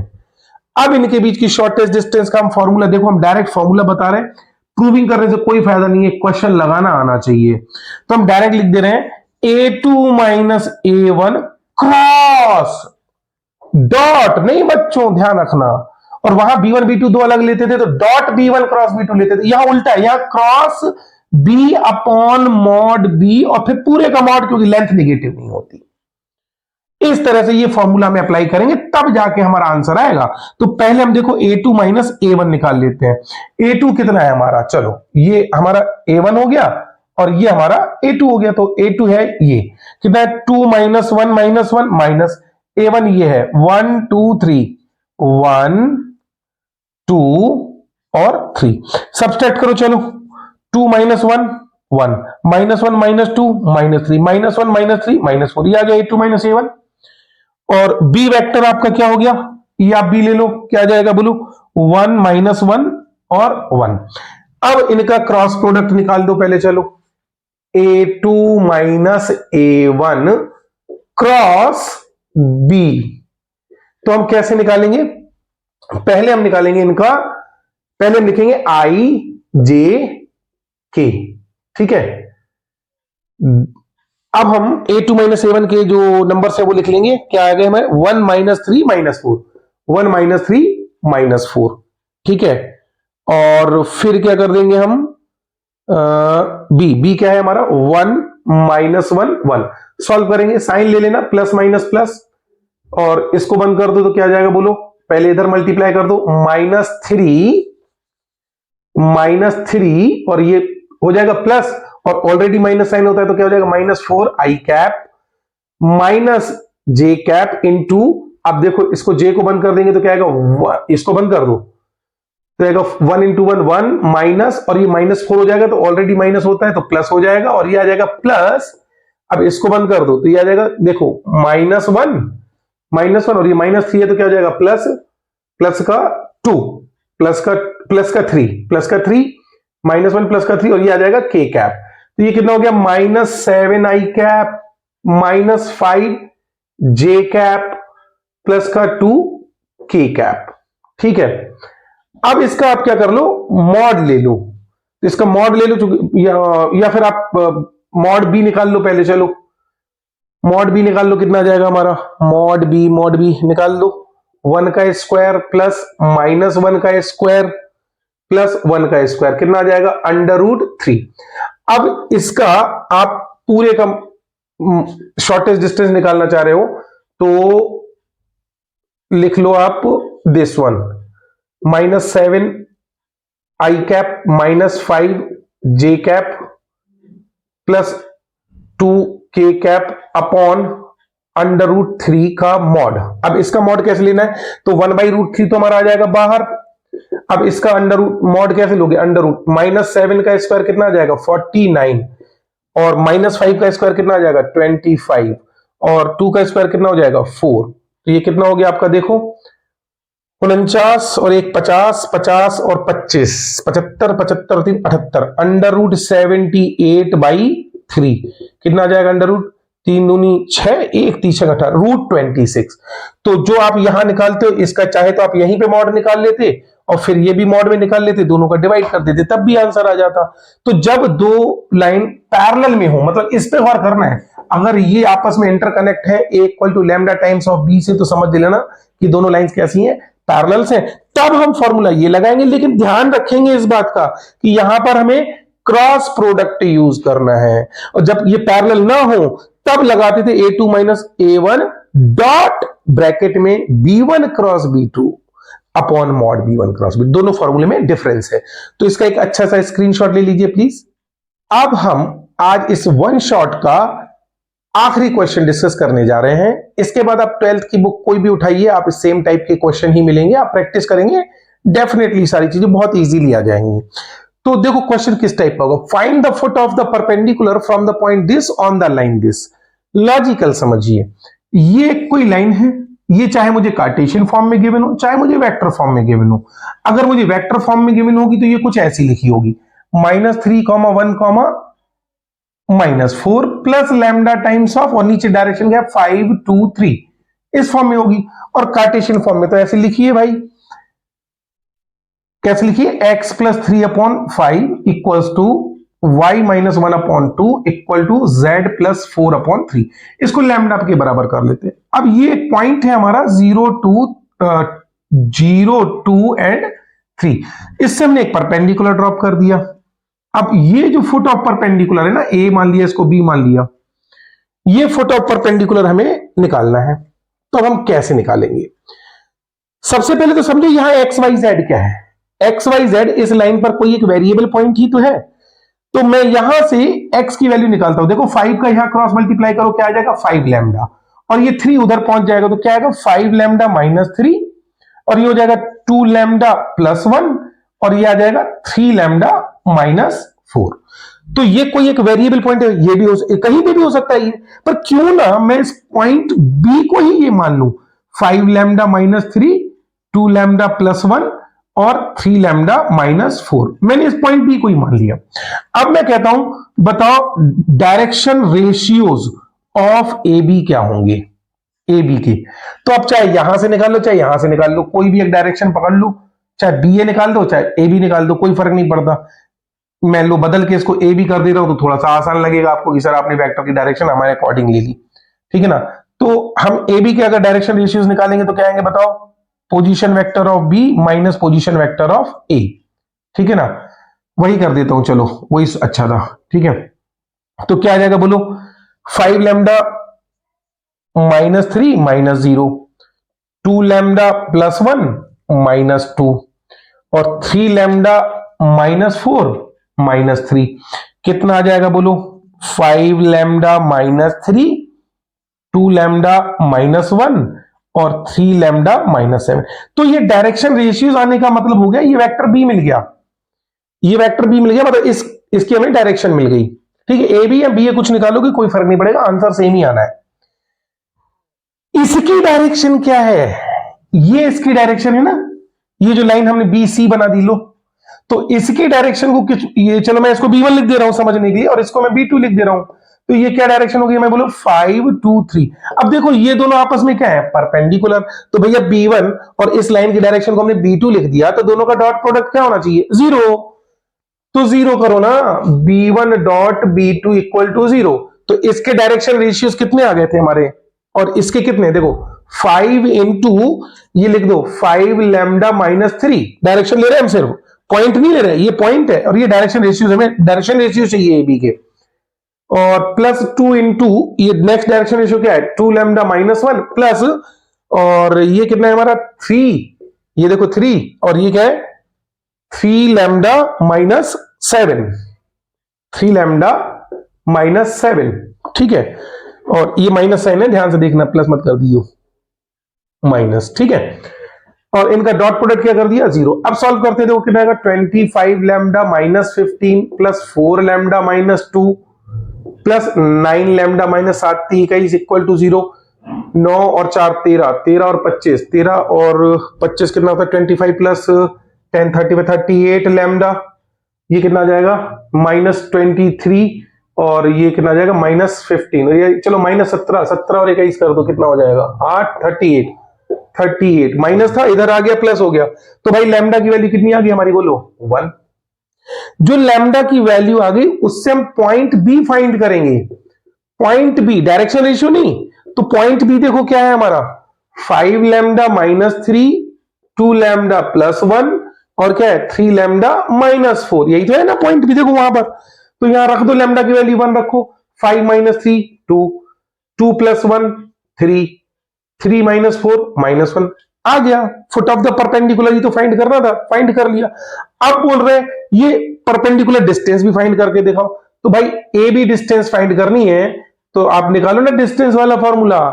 देखो वो x कोऑर्डिनेट कितना है a का 0 और इसका x कोऑर्डिनेट कितना है 2, तो क्या ले लेंगे 0 माइनस 2 का स्क्वायर प्लस वहां देखो y कोऑर्डिनेट कितना है 2 और यहां कितना है 3 माइनस 3 का स्क्वायर, वहां x कोऑर्डिनेट देखो कितना है 3 और यहां z कोऑर्डिनेट और यहां पर z कोऑर्डिनेट कितना है प्लस 1, अंडर रूट कितना आ जाएगा बोलो, अंडर रूट ऑफ 4 प्लस ये माइनस 1 का स्क्वायर 1 प्लस 4 4 का स्क्वायर 16, 16 4 20 कितना आ जाएगा अंडर रूट 21, लास्ट में यूनिट लिख देना, मीटर सेंटीमीटर तो कुछ दिया नहीं है तो हम क्यों लिखे। तो इस तरह से वन शॉट में मैंने मैक्सिमम आपका straight line in plane cover किया है और इसको आप अच्छे से समझने की कोशिश भी कीजिए। देखिए बिना प्रैक्टिस के मैथ्स नहीं आती, इस बात को समझो। आप लिख कर देखेंगे, प्रैक्टिस करके देखेंगे तब तो मानो कि आपको मैथ्स आएगी, आप रीड करके तो मैथ्स नहीं समझ सकते। तो आप कोई भी एक अच्छी सी आइडियल बुक उठाइए, उसको आप फॉलो कीजिए एंड डैम श्योर इस वीडियो लेक्चर को अगर आपने कंप्लीटली देखा होगा और इसके पहले वाले scalar product, dot product, vector product या और डायरेक्शन रेशियोज, डायरेक्शन कोसाइन अगर आपने वीडियोस देखे होंगे तो ये समझना बहुत आसान हो जाएगा।